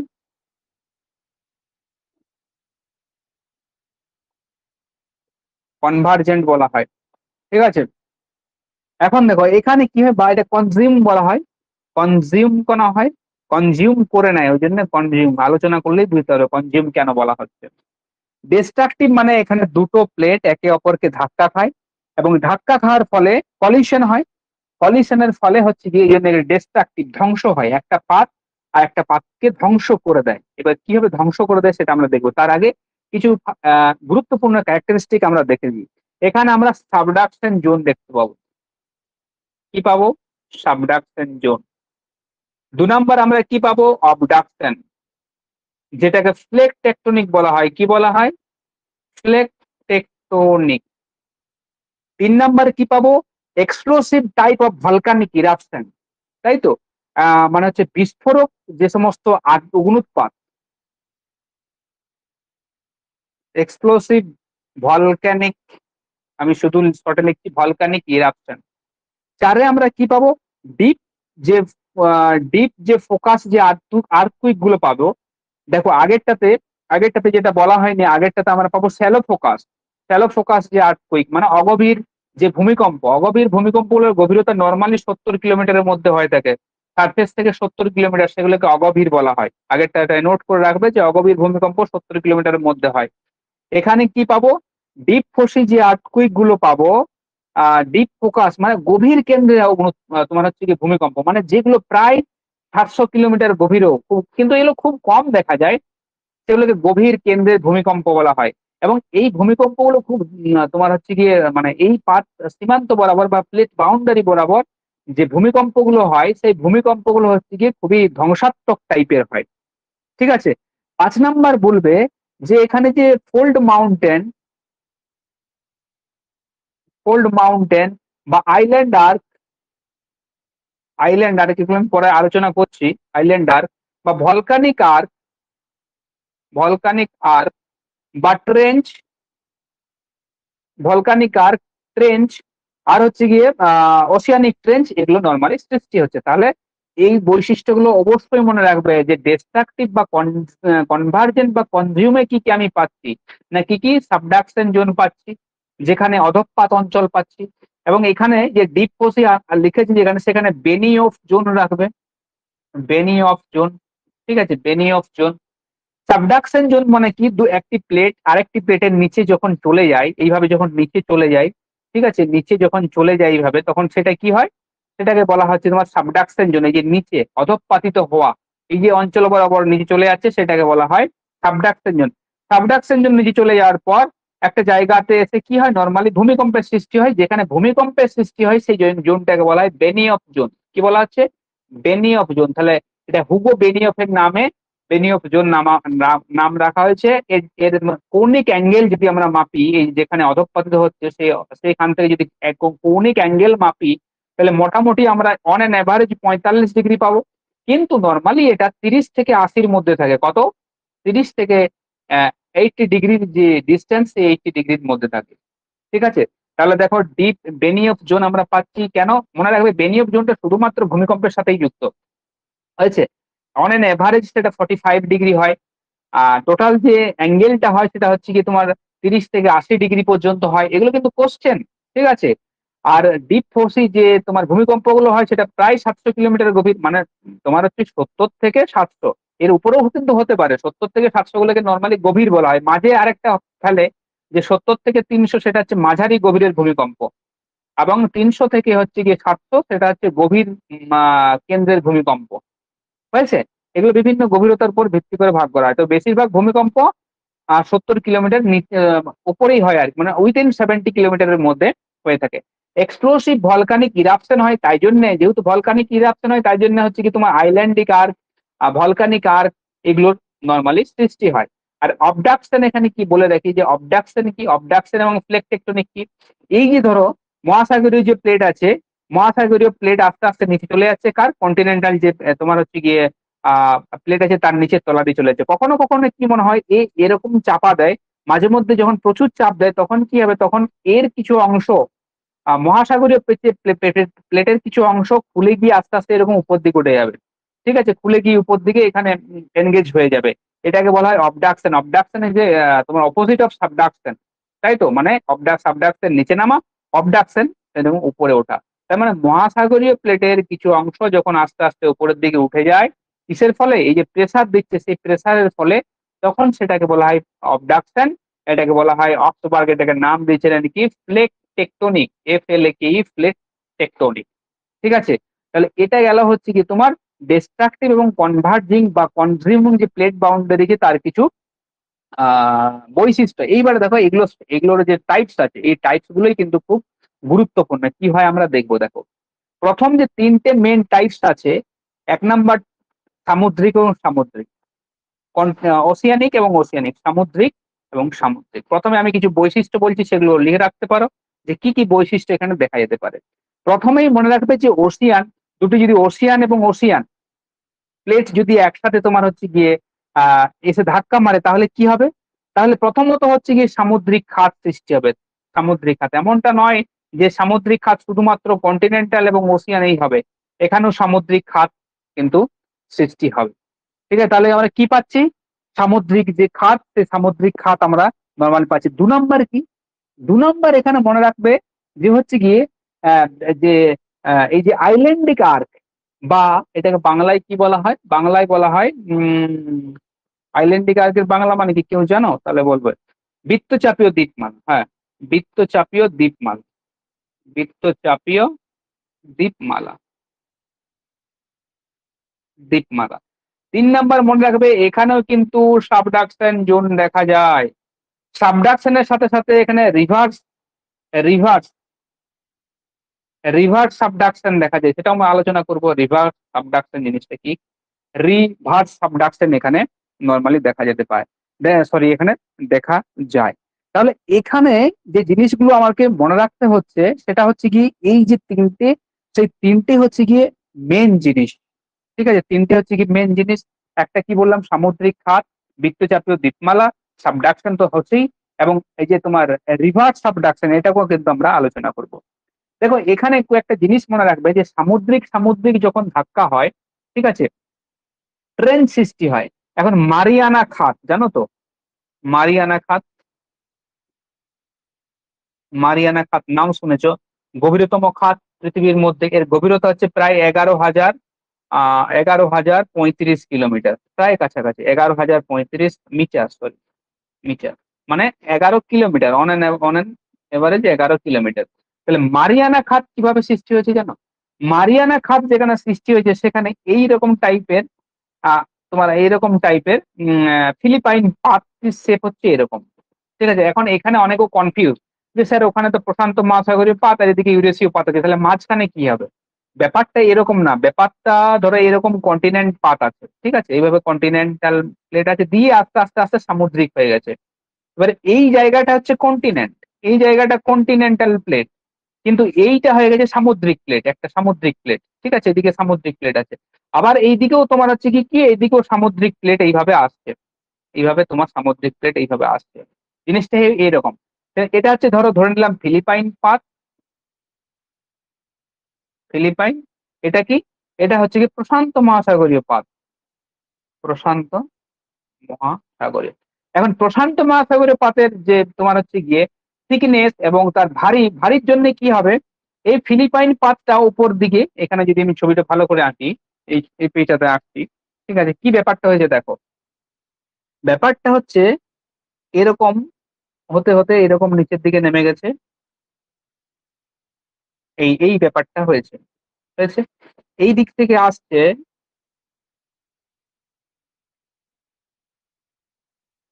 এই দিক থেকে আসছে তোমার প্যাসিফিক পাত, দিয়ে নিচের দিকে এইভাবে কি হচ্ছে, নিচের দিকে নামছে, হয়েছে। এটা কি? এটা কন্টিনেন্টাল প্লেট। তার মানে এটা হচ্ছে কি তোমার এই যে তোমার যেটা ইউরেশিয়ার দিকটা, ইউরেশিয়ান প্লেট। এবারে যেই এখানে তোমার কি আছে, সি আছে, সমুদ্র আছে, সমুদ্রের তলায় আমরা কি জানবো? কন্টিনেন্টেরই অংশ। কিন্তু কি হচ্ছে, এক সময় তো এগুলো সবই তোমার হচ্ছে গিয়ে সামুদ্রিক যে ত্বক, সে ত্বকের অংশ ছিল, পরবর্তীতে ইভলিউশন হয়েছে। তাহলে এই অংশটা হচ্ছে ফিলিপাইন পাত। তাহলে ফিলিপাইন পাত কিন্তু সামুদ্রিক পাত, আর এটা হচ্ছে কি, এটা প্রশান্ত মহাসাগরীয় পাত।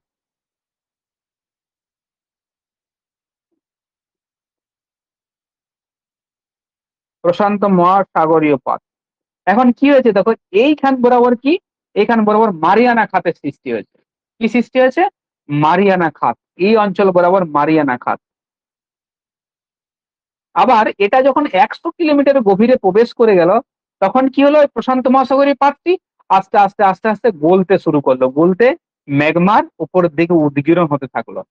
হয়েছে, দেখো অনেকগুলো কনসেপ্ট এখানে ক্লিয়ার হবে। ম্যাগমার উদগীরণ হতে থাকলো, এইভাবে ম্যাগমার এখান থেকে প্লেটটা আস্তে আস্তে গলছে, ম্যাগমার উদগীরণ হচ্ছে। এটা মোটামুটি 100 কিলোমিটার দূরত্বে এটা হয়ে থাকে, মানে পাতটাকে অ্যাটমসফিয়ারে প্রবেশ করতে হবে, হিট পেতে হবে, গলতে হতে হবে, গলার পর এ আসলে কি হয়, যেই গলে গেল সেই হচ্ছে গিয়ে তোমার প্রসারিত হলো উপর দিকে আস্তে আস্তে উঠবে, এবং উঠে এই অঞ্চল বরাবর কি হচ্ছে গিয়ে আইল্যান্ডিক আর্ক সৃষ্টি করবে, মানে বৃত্তচাপীয় দ্বীপমালা এইভাবে কি দ্বীপমালা সৃষ্টি করবে। ঠিক আছে, এদিকে লাভা উদ্গীরণ হবে। ঠিক আছে, এটা বিশাল অঞ্চল জুড়ে থাকবে, এবং কি এটা এবারে তোমার চক্র আকারে এইভাবে থাকবে। আমরা যদি ছবিটা দেখি, যদি বইয়ের ছবিটা দেখবো, দেখবো এরকম তোমার ফিলিপাইন যে আইল্যান্ড আছে, সেই ফিলিপাইন আইল্যান্ড এইভাবে ত্রিভুজ আকারে ফিলিপাইন আইল্যান্ড আছে। এই যে এরকম জায়গাতে মারিয়ানা খাত আছে, আর এইদিকে তোমার হচ্ছে গিয়ে বিভিন্ন দ্বীপ আছে, আর এইখান বরাবর যে ফিলিপাইন যে দ্বীপ আছে, সেই ফিলিপাইন দ্বীপ বরাবর এরকম পুরো একদম তোমার সারি সারি তুমি দেখতে পাবে ফিলিপাইন দ্বীপের মধ্যে। ওখানে কি দেখতে পাবে? ওখানে হচ্ছে গিয়ে ওই যে যেগুলোর নাম বললাম, আইল্যান্ড আর্ক।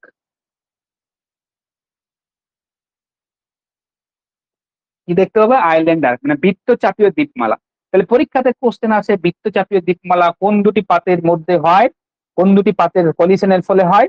একটা হচ্ছে গিয়ে ওসিয়ানিক পাত, আর একটি হচ্ছে ওসিয়ানিক পাত। দুটি কিন্তু ওসিয়ানিক পাত হতে হবে, তাহলে আইল্যান্ডের আর্ক ফরমেশন হবে। এবং যে মারিয়ানা খাত টাইপের যে সমস্ত বড় বড় ট্রেঞ্চ গুলো, সেই ট্রেঞ্চ গুলো কিন্তু তৈরি হবে। হয়েছে ব্যাপারটা। এইবারে এখন এটা হলো আইল্যান্ডিক আর্ক, আরেকটি হয় volcanic arc. Volcanic arc, volcanic arc জিনিসটা কি? না, ভলকানিক আর্ক হচ্ছে এই প্রসেসটাই হয়, কিন্তু এখানে কি হচ্ছে, এখানে দুটি মহাসাগরীয় পাত থাকবে, তাই তো? সরি, দুটি মহাসাগর না, একটি মহাসাগরীর সাথে একটি মহাসাগর মহাদেশীয় থাকবে, সেটা আমরা পরে আসছি যখন ভলকানিক আর্কটা পড়বো। আচ্ছা ঠিক আছে, এখনই বলবো তো, ঠিক আছে এখনই পরেরটাই বলছি, ঠিক আছে।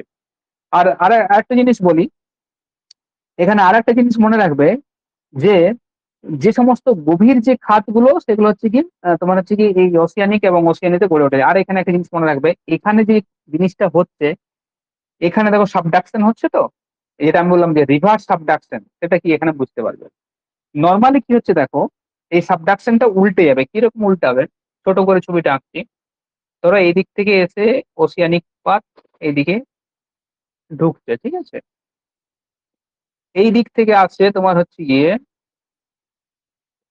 উম এখানেও হচ্ছে গিয়ে ওসিয়ানিক পাত আছে। আচ্ছা, এই ছবিটাতে দেখো হয়ে যাবে, এই ছবিটাতে হয়ে যাবে। এখানে দেখো, এখানে বুঝতে সুবিধা হবে।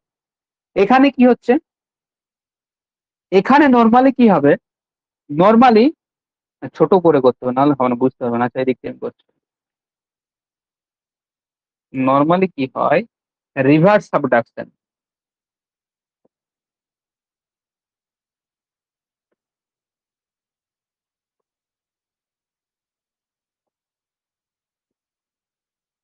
এদিক থেকে ছবিটা করতে হবে, তাহলে বুঝতে পারবি।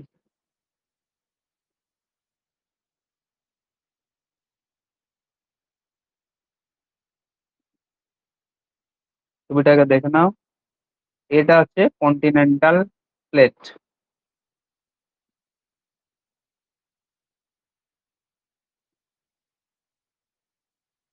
এটা কি হচ্ছে?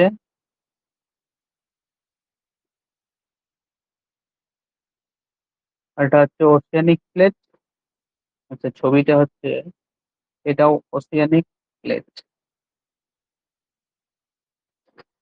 না, এটা এটা ছবিটা ঠিক হলো না, দাঁড়াও। এটাও কেটে দিচ্ছি, এখানে করতে ছবিটা এইভাবে করাটা ভুল হচ্ছে আমার প্রত্যেকবার।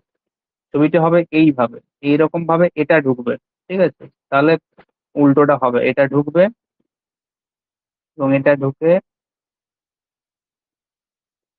এইবারে ছবিটা দেখা হবে। এটা হচ্ছে কি কন্টিনেন্টাল, কন্টিনেন্টাল প্লেট। এটা হচ্ছে ওসিয়ানিক প্লেট। এই দিক থেকে আসছে আরো একটা ওসিয়ানিক প্লেট, তুলনামূলক ভাবে এর থেকে হালকা, কম্পোজিশনের উপর নির্ভর করবে, এর থেকে নির্ভর করবে। ঠিক আছে, তাহলে এটা কি, তাহলে এই ছবিটা, এটা ছবি আঁকাটা আমার ভুল হচ্ছিল। তাহলে এইটা, নাহলে রিভার্সটা হবে না, রিভার্স সাবডাকশন প্রসেসটা হবে না। দেখো রিভার্স সাবডাকশন প্রসেসটা কিভাবে হবে। এই যেটা কি আছে, এটা এটা হচ্ছে কি তোমার মহাদেশীয় পাত আছে।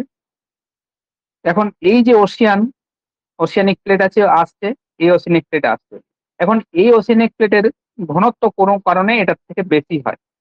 যেই এটার থেকে বেশি হবে কি হবে, যেটা বেশি ঘনত্ব হবে সেটা নিচের দিকে আস্তে আস্তে মুভ করবে। নিচের দিকে আস্তে আস্তে আস্তে আস্তে মুভ করতে গেলে কি হবে, নিচের দিকে আস্তে আস্তে যখন মুভ করবে তখন কি হবে, এই পুরো প্লেটটাই তো আস্তে আস্তে এগিয়ে আসবে, তাই তো? এটা আস্তে আস্তে এগিয়ে আসবে, এই আস্তে আস্তে এদিকে মুভ করবে, তাই তো? তাহলে দেখো এখানে একটা সাবডাকশন জোন তৈরি হচ্ছে, এখানে একটা সাবডাকশন জোন, এখানে পদক্ষয়িত অঞ্চল হচ্ছে।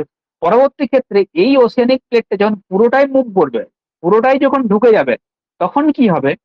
তখন দেখো এই প্রসেসটা কি হবে, ধরো এই প্লেটটা, এই ওসিয়ানিক প্লেটটা যে সমুদ্র আছে, এটা সমুদ্র সি লেভেল আছে, তাহলে নর্মালি কি হবে, এটা পুরোটাই ঢুকে যাবে, এটা পুরোটাই সাবডাক্ট হয়ে যাবে। সাবডাক্ট হয়ে গেলে কি, এটা তো থেকে যাবে, ওসিয়ানিক প্লেটটা তো থেকে যাবে।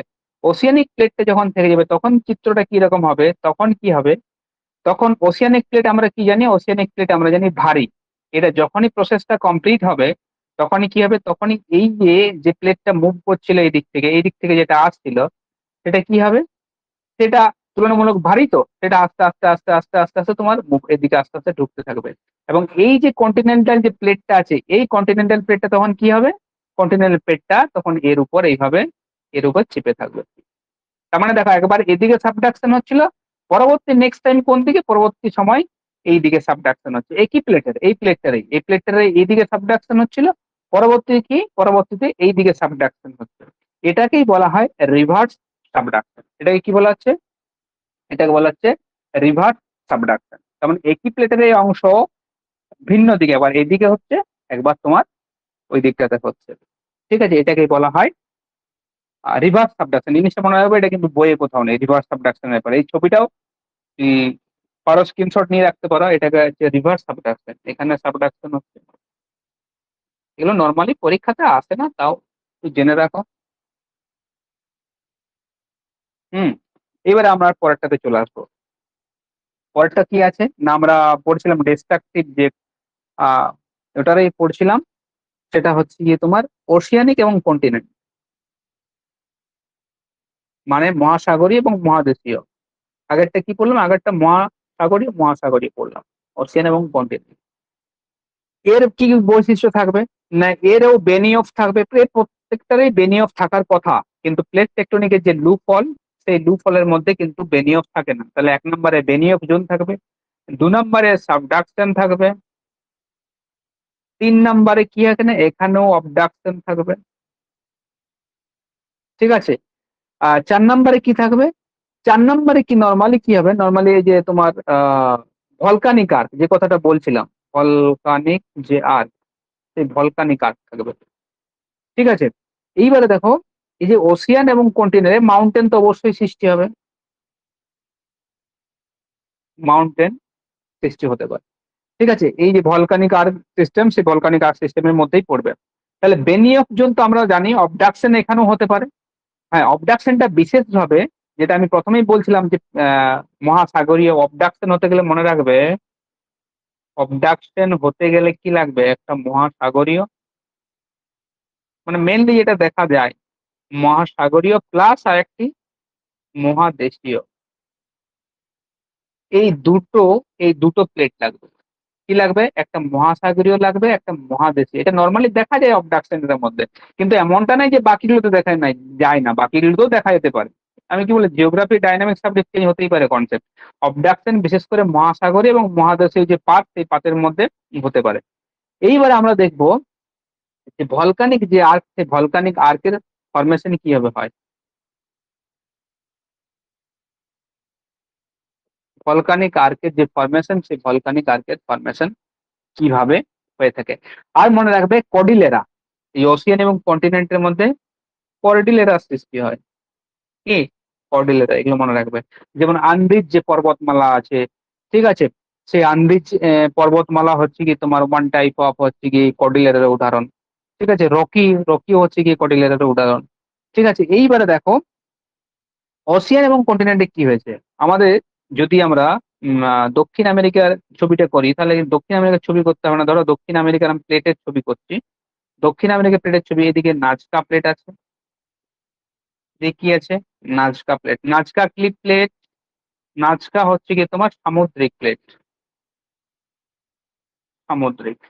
এইদিকে কি আছে, এইদিকে আছে দক্ষিণ আমেরিকা পাত, এদিকে কি আছে, এইদিকে আছে দক্ষিণ আমেরিকা পাত, এইদিকে আছে দক্ষিণ আমেরিকা পাত।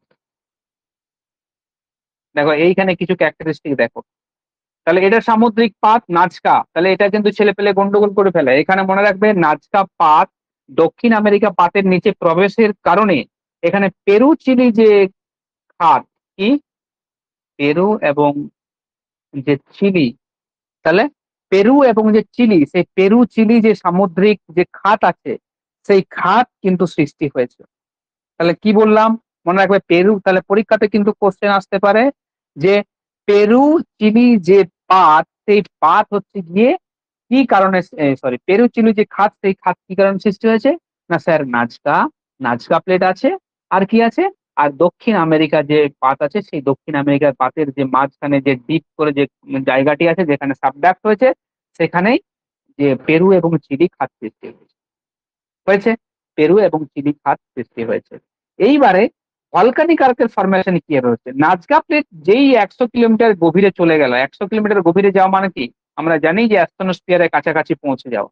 তাহলে যেই অ্যাস্ট্রোস্ফিয়ারের কাছাকাছি পৌঁছে গেল, সেই কি হবে, সেই টেম্পারেচার ওখানে প্রায় 1100 থেকে 1200 ডিগ্রি সেন্টিগ্রেড। তাহলে কি হবে, এখানে যে কন্টিনেন্টের যে অংশটা আছে বা সরি ওসিয়ানের যে অংশটা সেটা গলে যাবে, এবং গলে গিয়ে এখানে আস্তে আস্তে অগ্নুৎপাত হবে।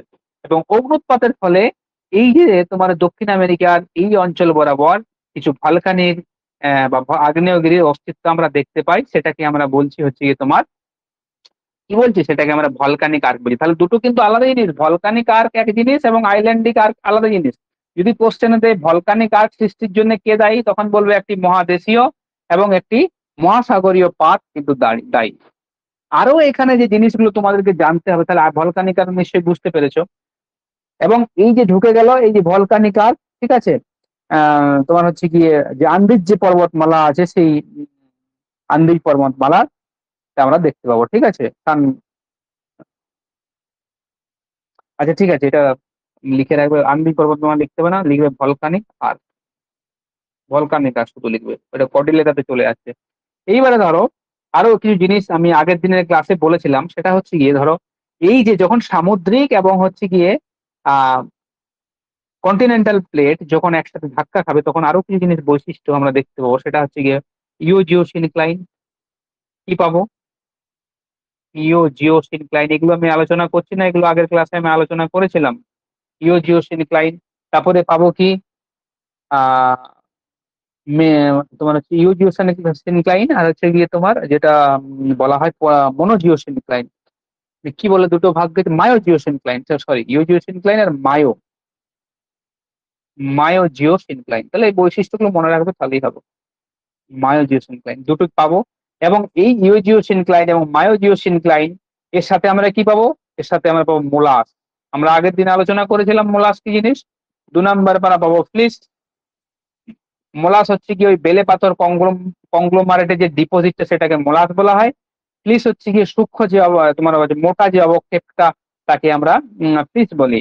ইউজিওসিনক্লাইন কোনগুলো, ইউজিওসিনক্লাইন হচ্ছে গিয়ে যেখানে হচ্ছে গিয়ে তোমার হচ্ছে গিয়ে যে গভীর যে সমুদ্র খাত গুলোকে ইউজিওসিনক্লাইন বলে, মায়ো হচ্ছে গিয়ে সাইডের গুলোকে বলে মায়োজিওসিনক্লাইন। তাহলে এগুলো হচ্ছে কি তোমার ওসিয়ান এবং কন্টিনেন্টের যদি কলিশন হয়, তখন এত কিছু আমরা বৈশিষ্ট্য দেখতে পাবো। অবশ্যই ভূমিকম্প জোন দেখতে পাবো, অবশ্যই সিসমিক যে অ্যাক্টিভিটি, ভলকানিক অ্যাক্টিভিটি, এগুলো আমরা দেখতে পাবো। লাস্টে আমরা আসি যেটা কন্টিনেন্ট এবং কন্টিনেন্ট। দেখো এখানে অনেক কিছু কোশ্চেন তোমার থাকে, তার মানে হচ্ছে গিয়ে মহাদেশীয়, এটা 3 নাম্বার, মহাদেশীয় এবং মহাদেশীয়। দেখো মহাদেশীয় মহাদেশীয় দুটো প্লেট যখন এইভাবে একে অপরের সাথে ধাক্কা খায়, কি হবে, একে অপরের সাথে যখন ধাক্কা খায়, এটা ধাক্কা খাওয়ার আগের মুহূর্ত, ধরো এটা ধাক্কা খাওয়ার আগের মুহূর্তে কি হবে, ধাক্কা খাওয়ার আগের মুহূর্তে এরকম জায়গাতে একটা অবনমিত অঞ্চল থাকবে। অবনমিত অঞ্চল, এই দুই দিক থেকে ড্রেনেজ যে সিস্টেম গুলো, সেই সিস্টেম গুলো এখানে তোমার হচ্ছে গিয়ে পলির যে ডিপোজিশন, সেই ডিপোজিশন এখানে করতে থাকবে। এবং পরবর্তী ক্ষেত্রে কি হবে, এই যখন কাছাকাছি চলে আসবে তখন এগুলো স্কুইজ আপ হবে, ভাঁজ পড়বে, ফল্ট সৃষ্টি হবে। তার ফলে কি হবে, তার ফলে এখানে ভঙ্গিলা পর্বতের সৃষ্টি হবে। দেখো এখানে অনেকগুলো কিন্তু কোশ্চেন আছে এই তোমার আহ যে মহাদেশ এবং মহাদেশীয় জায়গা থেকে। প্রাইমারিলি যখন একে অপরের দিকে এগিয়ে আসছে এইভাবে, যখন ধাক্কা খাচ্ছে, তখন প্রাথমিকভাবে একটা সাবডাকশন জোন দেখা যায়। প্রাথমিকভাবে একটি সাবডাকশন জোন দেখা যায় না এমনটা নয়, প্রাথমিকভাবে একটি সাবডাকশন জোন দেখা যায়, সাবডাকশন জোন দেখা যায়। পরবর্তীতে কি হচ্ছে দেখা যায়, পরবর্তীতে যখন কোলাইডেড হয়ে গেল, সংঘর্ষ হয়ে গেল, তখন কি এই দিক থেকে চাপ দিচ্ছে, এই দিক থেকে চাপ দিচ্ছে, প্রচুর চাপ আসে ফলে কি হবে, এইখানে যে শিলাসমূহগুলো থাকবে সেগুলো এত হাই প্রেসারে থাকবে এবং এত হাই টেম্পারেচারে থাকবে, তার ফলে কি হবে তারা গলে যাবে এবং পরবর্তী ক্ষেত্রে কি হবে তারা জোড়া লেগে যাবে। এই জোড়া লাগা অঞ্চলটাকে বলা হয় শিবন রেখা। কি বলা হচ্ছে? শিবন রেখা, বা ইংরেজিতে একে বলা হয় সুচার লাইন। কি বলা হয়? শিবন রেখা বা সুচার লাইন। তাহলে তোমাদের এখানে পরীক্ষাতে কোশ্চেন আসতে পারে যে সুচার লাইন বা শিবন রেখা কোথায় দেখা যায়? না স্যার, মহাদেশীয় এবং মহাদেশীয়তে দেখা যাচ্ছে। তাহলে এইবারে দেখো এখানে সাবডাকশন কেন হয় না, এই কোশ্চেনটা দেখো। সাবডাকশন হতে গেলে তো আমাকে এইভাবে ঢুকতে হবে, তাই তো? এইভাবে ঢুকতে হবে, তবে তো সাবডাকশন হবে। এইভাবে ঢুকতে হলে তবে সাবডাকশন হয়। কিন্তু নর্মালি আমরা জানি মহাদেশীয় ত্বক গ্রানাইট গ্রানাইট গ্রানাইট শিলা দ্বারা গঠিত। এখন এই যে গ্রানাইট শিলা, এই গ্রানাইট শিলার প্লবতা বাউয়েন্সি ফোর্স, মানে ভেসে থাকার ক্ষমতা বেশি। তার মানে কি হচ্ছে? তার মানে হচ্ছে কি যদি ভেতর দিকে ঢুকতে চায়, ভেতর থেকে অ্যাস্টেনোস্ফিয়ার থেকে যে ম্যাগমা আছে সেই ম্যাগমা ওকে পুশ করে, তাই তো? ম্যাগমা ওকে পুশ করে। ম্যাগমা পুশ করার ফলে কি হবে, এ আর ভেতর দিকে ঢুকতে পারবে না, এ এইভাবে জোড়া লেগে যাবে। বলে না দুটো পাত একসাথে জোড়া লেগে যাচ্ছে, ঠিক আছে? বেশিরভাগ, মনে হবে এই জোড়া লাগার ফলেই বেশিরভাগ আমাদের বিশ্বব্যাপী যে সমস্ত পর্বত আছে বা কোল্ড মাউন্টেন আছে সেগুলো সমস্ত উৎপত্তি এই মহাদেশীয় এবং মহাদেশীয়, সে আল্পস বলো, তারপর তোমার হচ্ছে কি আমাদের হিমালয় বলো, ঠিক আছে? সেগুলোর উৎপত্তি শুধুমাত্র মনে রাখবে রকি, আন্দিজ, এগুলোর উৎপত্তি হয়েছে ওশিয়ান এবং হচ্ছে গিয়ে যে মহাদেশীয় যে প্লেট আছে সেই প্লেটের কলিশনের ফলে। এটা মনে রাখবে যে ওগুলো তো সব কর্ডিলেরা, আন্দিজ পর্বত, রকি পর্বত, ঠিক আছে? এগুলো কি, এগুলো হচ্ছে সব কর্ডিলেরা জাতীয় পর্বত, ঠিক আছে? এবং এইগুলো হচ্ছে গিয়ে তোমার যেগুলো মহাদেশের মধ্যভাগে সৃষ্টি হয়েছে, আল্পস পর্বত, তারপর হচ্ছে গিয়ে তোমার হিমালয় পর্বত, এগুলো হচ্ছে সব এইভাবে কলিশনের সৃষ্টি হয়েছে। এখন এটা আমি বোঝালাম যে মহাদেশীয় মহাদেশীয় যখন এইভাবে ধাক্কা হবে, যদি দুটো ঠেলি একই সাথে ঠেলি, তাহলে কি হবে? মাঝখানটা এইভাবে উঠে যায় না? মাঝখানটা এইভাবে আস্তে আস্তে উঠে যাচ্ছে। এই প্রসেসটা কিন্তু হয় মহাদেশীয় মহাদেশীয় যখন হবে। তো আরে বাবা, ওগুলো তো আর রিজিড মাস, ঠিক আছে? ওগুলো কি আস্তে আস্তে আস্তে আস্তে মাঝখানে এইভাবে উঠে যাবে, উঠে গিয়ে তোমার ভঙ্গিলা পর্বতে সৃষ্টি করবে। এখন মনে রাখবে আমাদের যে ভারতের ক্ষেত্রে ভারতীয় প্লেটটি এবং ইউরেশিয়া যে প্লেটটি, এক্ষেত্রে এরকম সূচার ধাক্কা লেগেছে, সূচার লাইনও সৃষ্টি হয়েছে। কিন্তু মনে রাখবে ভারতীয় প্লেটটি ধীরে ধীরে কিন্তু সাবডাক্ট হচ্ছে কার নিচে? এটা ইউরেশীয় পাত আর এটা ভারতীয় পাত সাবডাক্ট হচ্ছে। তাই কিছু কিছু ভৌগোলিক বলেন যে হিমালয় পর্বতের উচ্চতা বৃদ্ধি পাচ্ছে এইটার কারণে। আবার অনেক করতে বৃদ্ধি পাচ্ছে আইসোস্টেসিক কারণে, ঠিক আছে? আইসোস্টেসিক কারণ কি সেটা আমরা পরে পড়বো। এখান থেকে যে সমস্ত পদার্থগুলো যে বেঙ্গলে এসে পড়ে, তার ফলে ওখানে প্রেসার দেয়, প্রেসারের পরে লাভার একটা এসে উপর দিকে উঠে যায়। বা এটা একটা মত। 2 নম্বর হতে পারে যেখানে ক্ষয়ে গেল, এই অঞ্চলগুলো ক্ষয়ে যাওয়ার ফলে কি হবে, এখান থেকে যে ভাগটা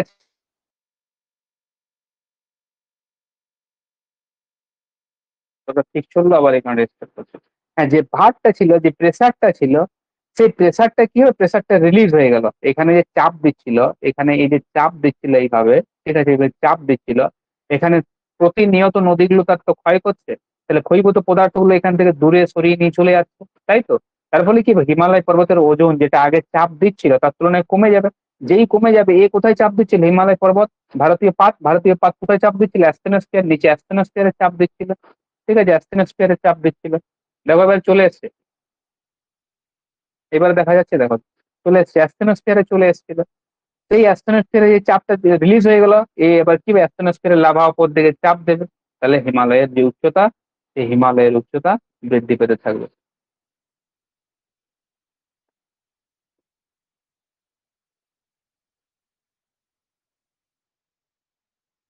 হম।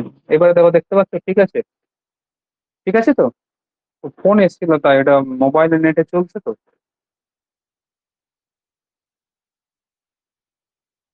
হম হম হম। ফোন এসেছিল তাই জন্য। তাহলে এই জিনিসগুলো মনে রাখবে। তাহলে এতক্ষণ গেল আমার যে কনভার্জেন্ট, তোমার হচ্ছে গিয়ে যে কনভার্জেন্ট যে প্লেট বাউন্ডারি, সেই প্লেট বাউন্ডারি গুলো। এবারে আসবো। হম হম, ঠিক আছে।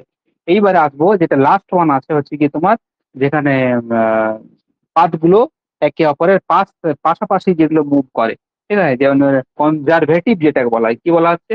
কনজারভেটিভ। কি বলা হচ্ছে? কনজারভেটিভ। এখানেও কিছু বৈশিষ্ট্য আছে, মনে রাখবে।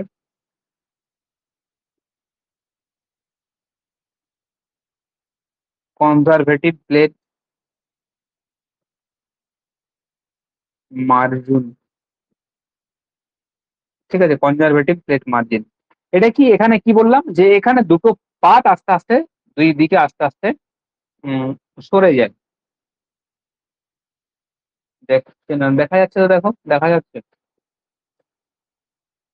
দেখা যাচ্ছে, দেখো। আজকে করো ক্লাসগুলো, পরে আমি ব্যবস্থা ঠিক করে দেবো, ঠিক আছে? আজকের ক্লাসটা করে নাও।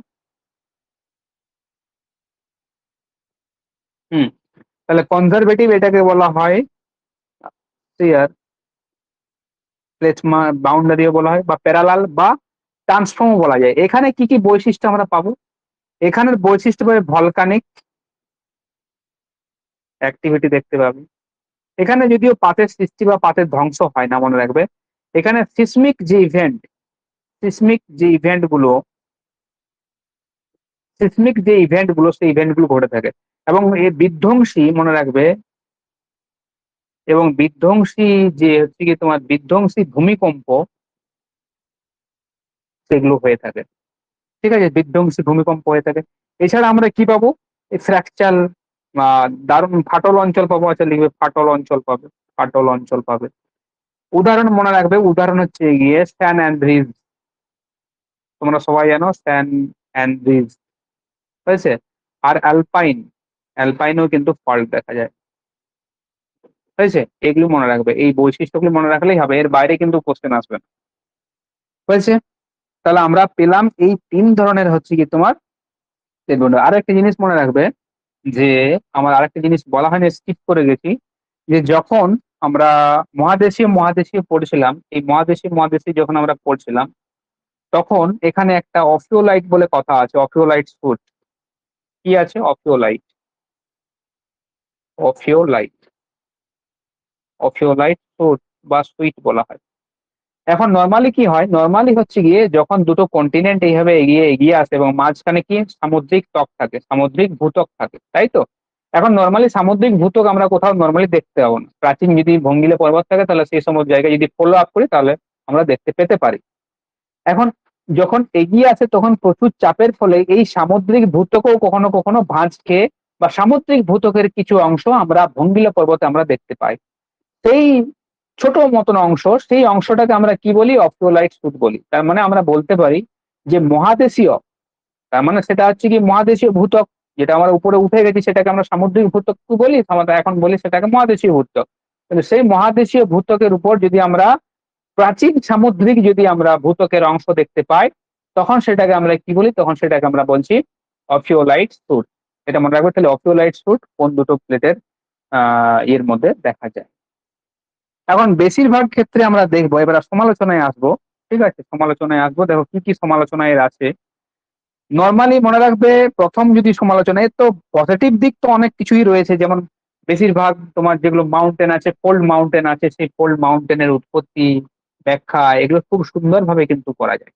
ঠিক আছে, খুব সুন্দরভাবে ব্যাখ্যা করা যায়। এই ভূমিকম্পের উৎপত্তি, অগ্নুৎপাতের যে উৎপত্তি, বা তোমার হচ্ছে কি যে প্রশান্ত মহাসাগরের আগ্নেয় মেঘলা আছে, সেই মেঘলার উৎপত্তি, এগুলো খুব সুন্দরভাবে প্লেট টেকটনিক তত্ত্বের সাহায্যে ব্যাখ্যা করা যায়। কিন্তু আমি বলেছিলাম যে কিছু কিছু সমালোচনার কিছু কিছু জায়গা আছে, সমালোচনার জায়গা আছে, বা লুপ ফল আছে। সেই লুপ ফল গুলো আমরা আলোচনা করবো। এই সমালোচনা থেকেও নর্মালি কোশ্চেন আসে। অনেক সময় কি কি সমালোচনা আমাদেরকে পড়তে হবে না, এই ড্রাইভিং যে ফোর্সটার কথা বলা হয়েছে, ড্রাইভিং ফোর্স মানে হচ্ছে গিয়ে নর্মালি আমরা ইউলার মোশনের সাহায্যে ব্যাখ্যা করি, কিন্তু ইউলার মোশন হতে গেলেও ভূ অভ্যন্তর থেকে কিছু শক্তি লাগে। সেই শক্তিটা কি? সেটা হচ্ছে কি পরিচলন জনিত শক্তি। কি? পরিচলন শক্তি। পরিচলন শক্তি।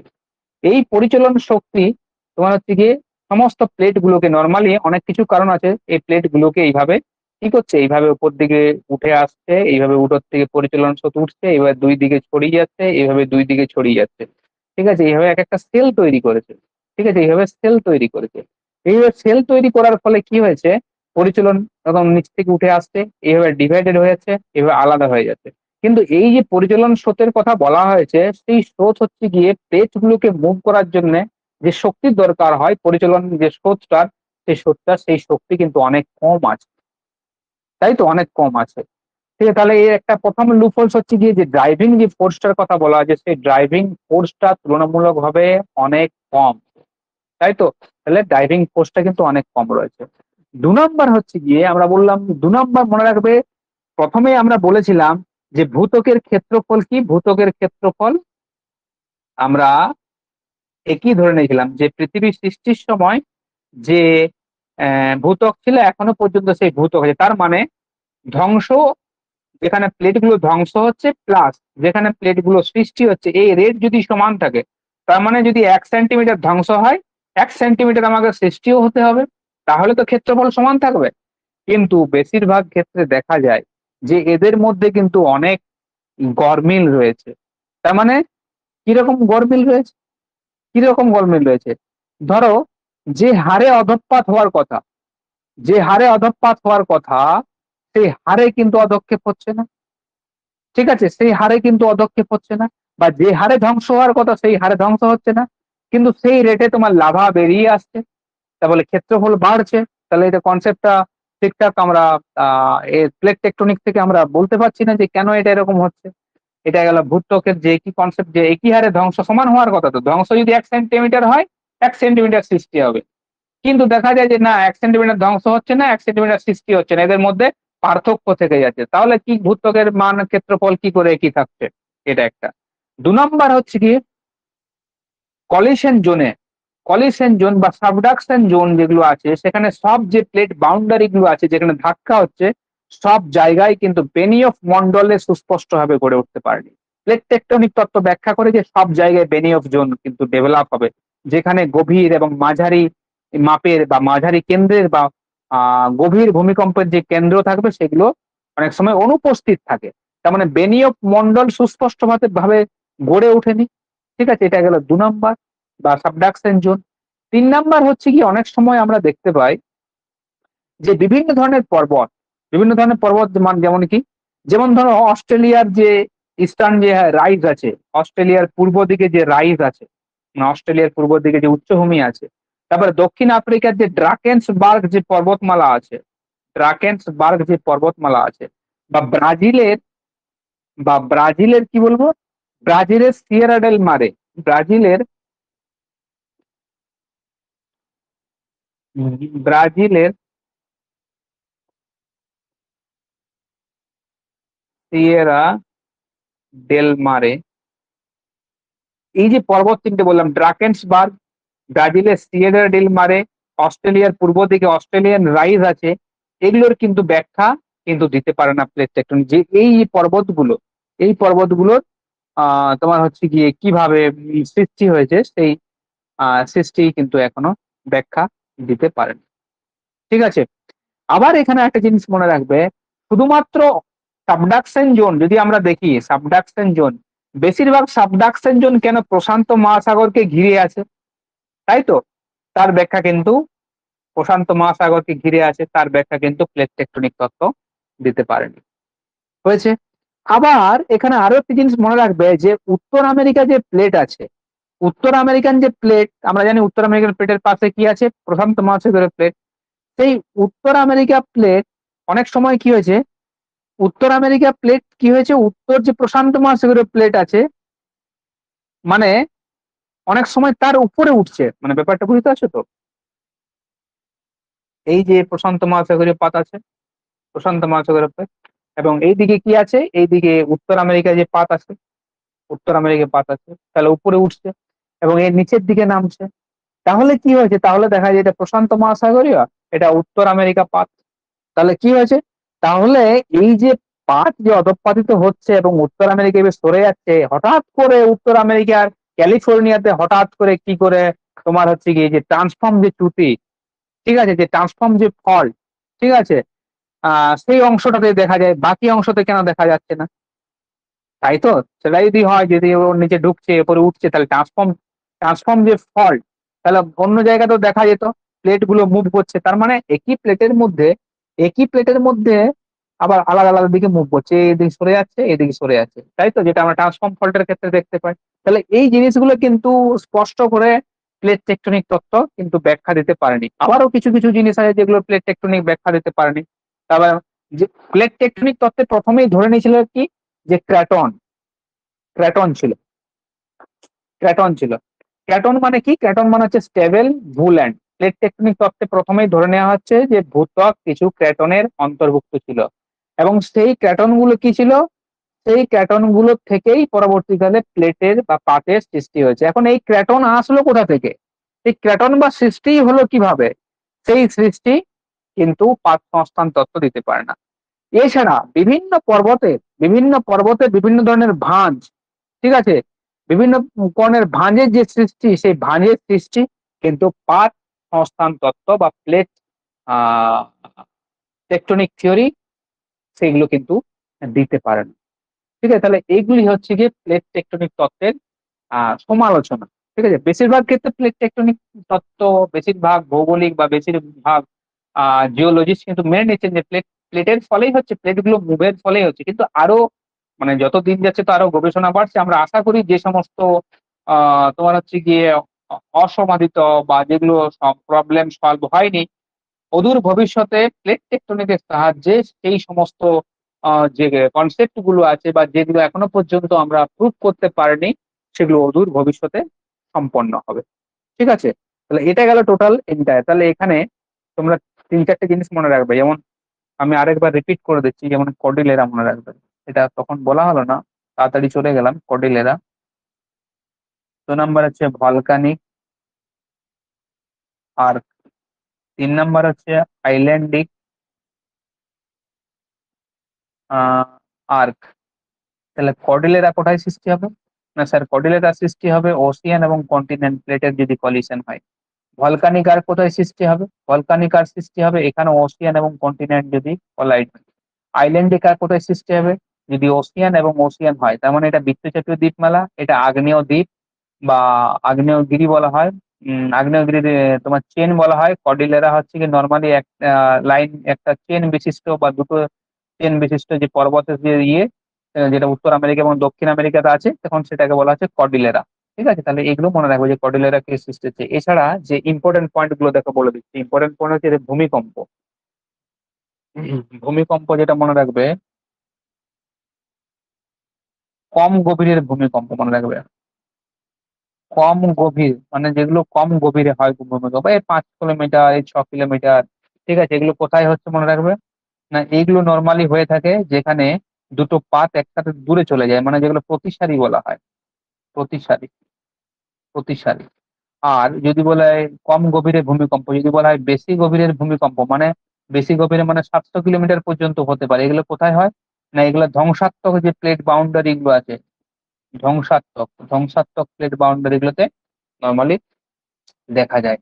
আর আরেকটা মনে রাখবে যে তীব্র ভূমিকম্প কোথায় হতে পারে, না ধ্বংসাত্মক তো একটা হবে, কি ধ্বংসাত্মক একটা হবে, তার সাথে হবে গিয়ে তোমার হচ্ছে গিয়ে তীব্র ভূমিকম্প হতে পারে ট্রান্সফর্ম যে চ্যুতি আছে, ট্রান্সফর্ম যে চ্যুতি আছে, সেই ট্রান্সফর্ম চ্যুতি বরাবরও কিন্তু ধ্বংসাত্মক ভূমিকম্প হতে পারে।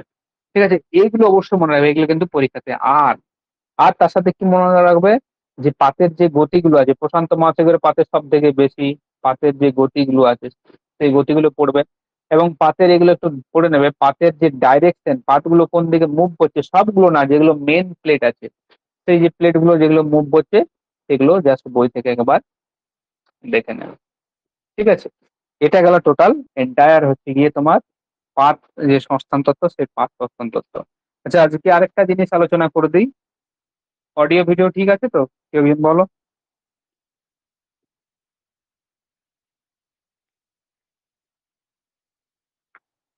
ক্লাস শেষ হয়নি এখন, লেট নিও না।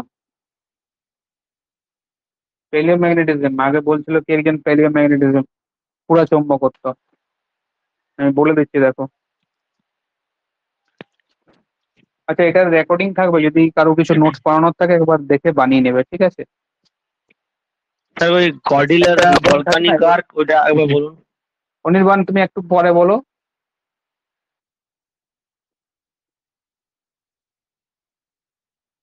আমি এটা পড়িয়ে দিই।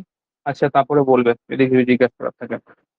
আচ্ছা দেখো, পুরা চৌম্বকত্ব, প্যালিওম্যাগনেটিজম।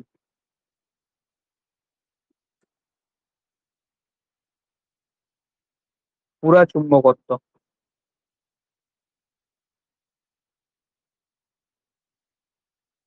এখন এখানে কয়েকটা জিনিস জানবে। সেটা হচ্ছে ম্যাগনেটিক পোল,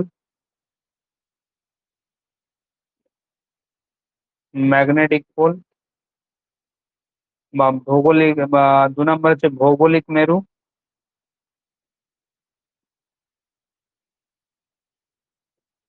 ম্যাগনেটিক পোল আগে, ভৌগোলিক মেরু জিনিসটা কি?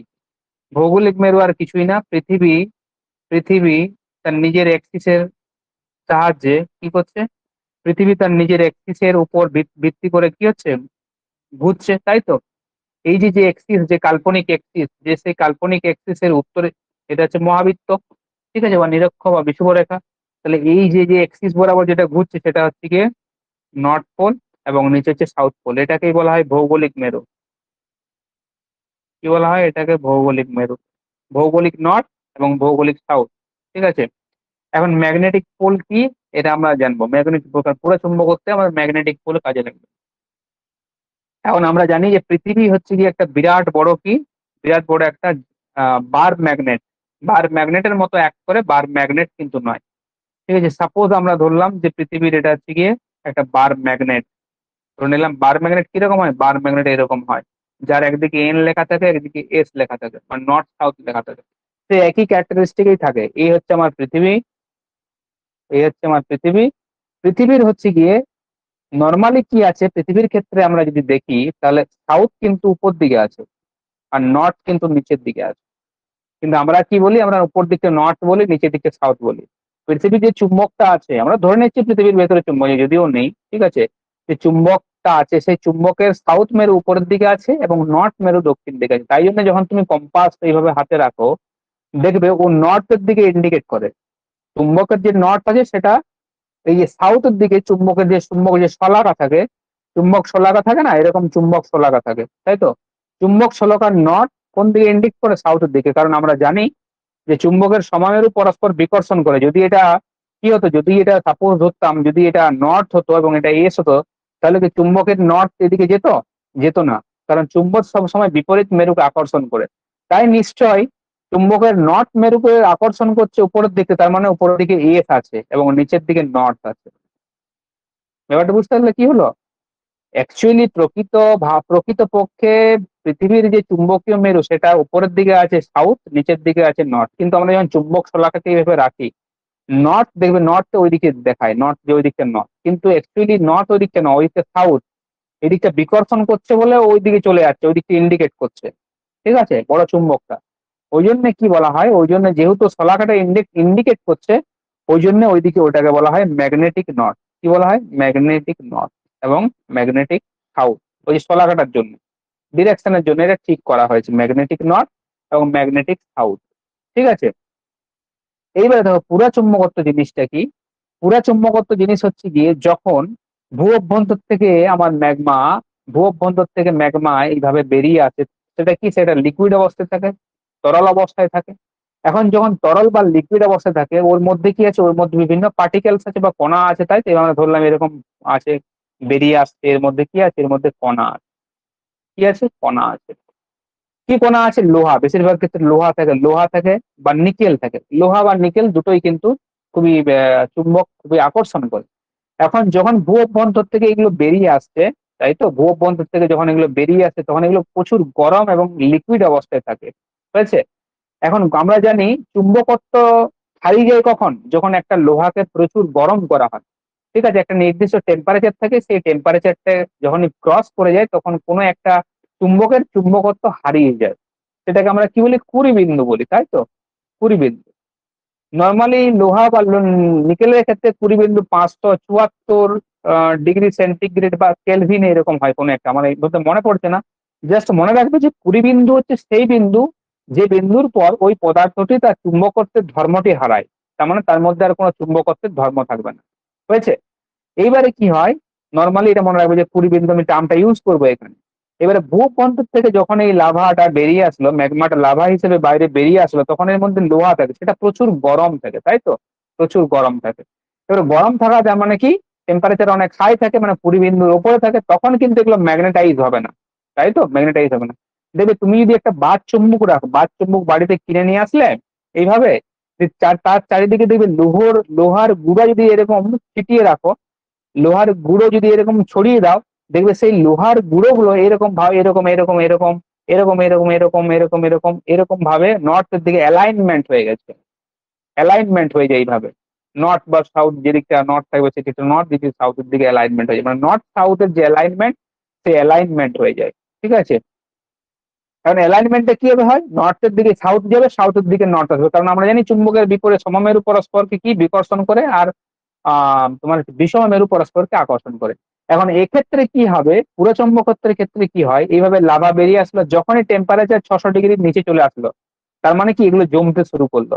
যেই জমতে শুরু করলো, 600 ডিগ্রির নিচে চলে আসলো, সেই কি হলো, এর মধ্যে থাকা এর মধ্যে থাকা যে লোহা বা নিকেল বা ইলমেনাইট, অনেক সময় ইলমেনাইটের টার্মটা ব্যবহার করা হয়, ইলমেনাইট, এগুলো কি হয়, এগুলো পৃথিবীর যে যেদিকটায় তোমার উত্তর আছে বা যেদিকটায় দক্ষিণ আছে, সেই অ্যাঙ্গেলে, ধরো এরকম উত্তর আছে, এই উত্তর আছে, এইভাবে এই ডিরেকশনে অ্যালাইনমেন্ট হয়ে যায়। যখনই কুড়ি বিন্দুর নিচে চলে আসে এইভাবে অ্যালাইনমেন্ট হয়ে যায়, এইভাবে অ্যালাইনমেন্ট হয়ে যায়, এইভাবে অ্যালাইনমেন্ট হয়ে যায় কিগুলো, এই যে তোমার হচ্ছে গিয়ে যখন এগুলো শিলাতে রূপান্তরিত হয়, যখন টেম্পারেচার কুড়ি বিন্দুর নিচে চলে আসে, তখনই তার চুম্বকগত ধর্ম ফিরে আসে। এবং পৃথিবী যেহেতু বিশাল বড় একটা জায়ান্ট ম্যাগনেট বার, সেই কি হবে, এর মধ্যে থাকা, এটা একটা বিশাল বড় রক, ধরো এটা একটা বিশাল বড় রক, তাহলে এই রকের মধ্যে থাকা যে খনিজগুলো আছে, সেই খনিজগুলোর যে তোমার লোহা আছে, ইলমেনাইট আছে, আরো বিভিন্ন খনিজ আছে যেগুলো খুবই স্পর্শকাতর, সেগুলো খুবই রিয়াক্ট করে খুব তাড়াতাড়ি। তার ফলে কি হবে, তার ফলে যেদিকে এর সাউথ সাউথ বা নর্থ থাকবে সেই দিকে অ্যালাইনমেন্ট হয়ে যাবে, তার মানে এগুলোর সাউথ নর্থের দিকে অ্যালাইনমেন্ট হয়ে যাবে, ঠিক আছে।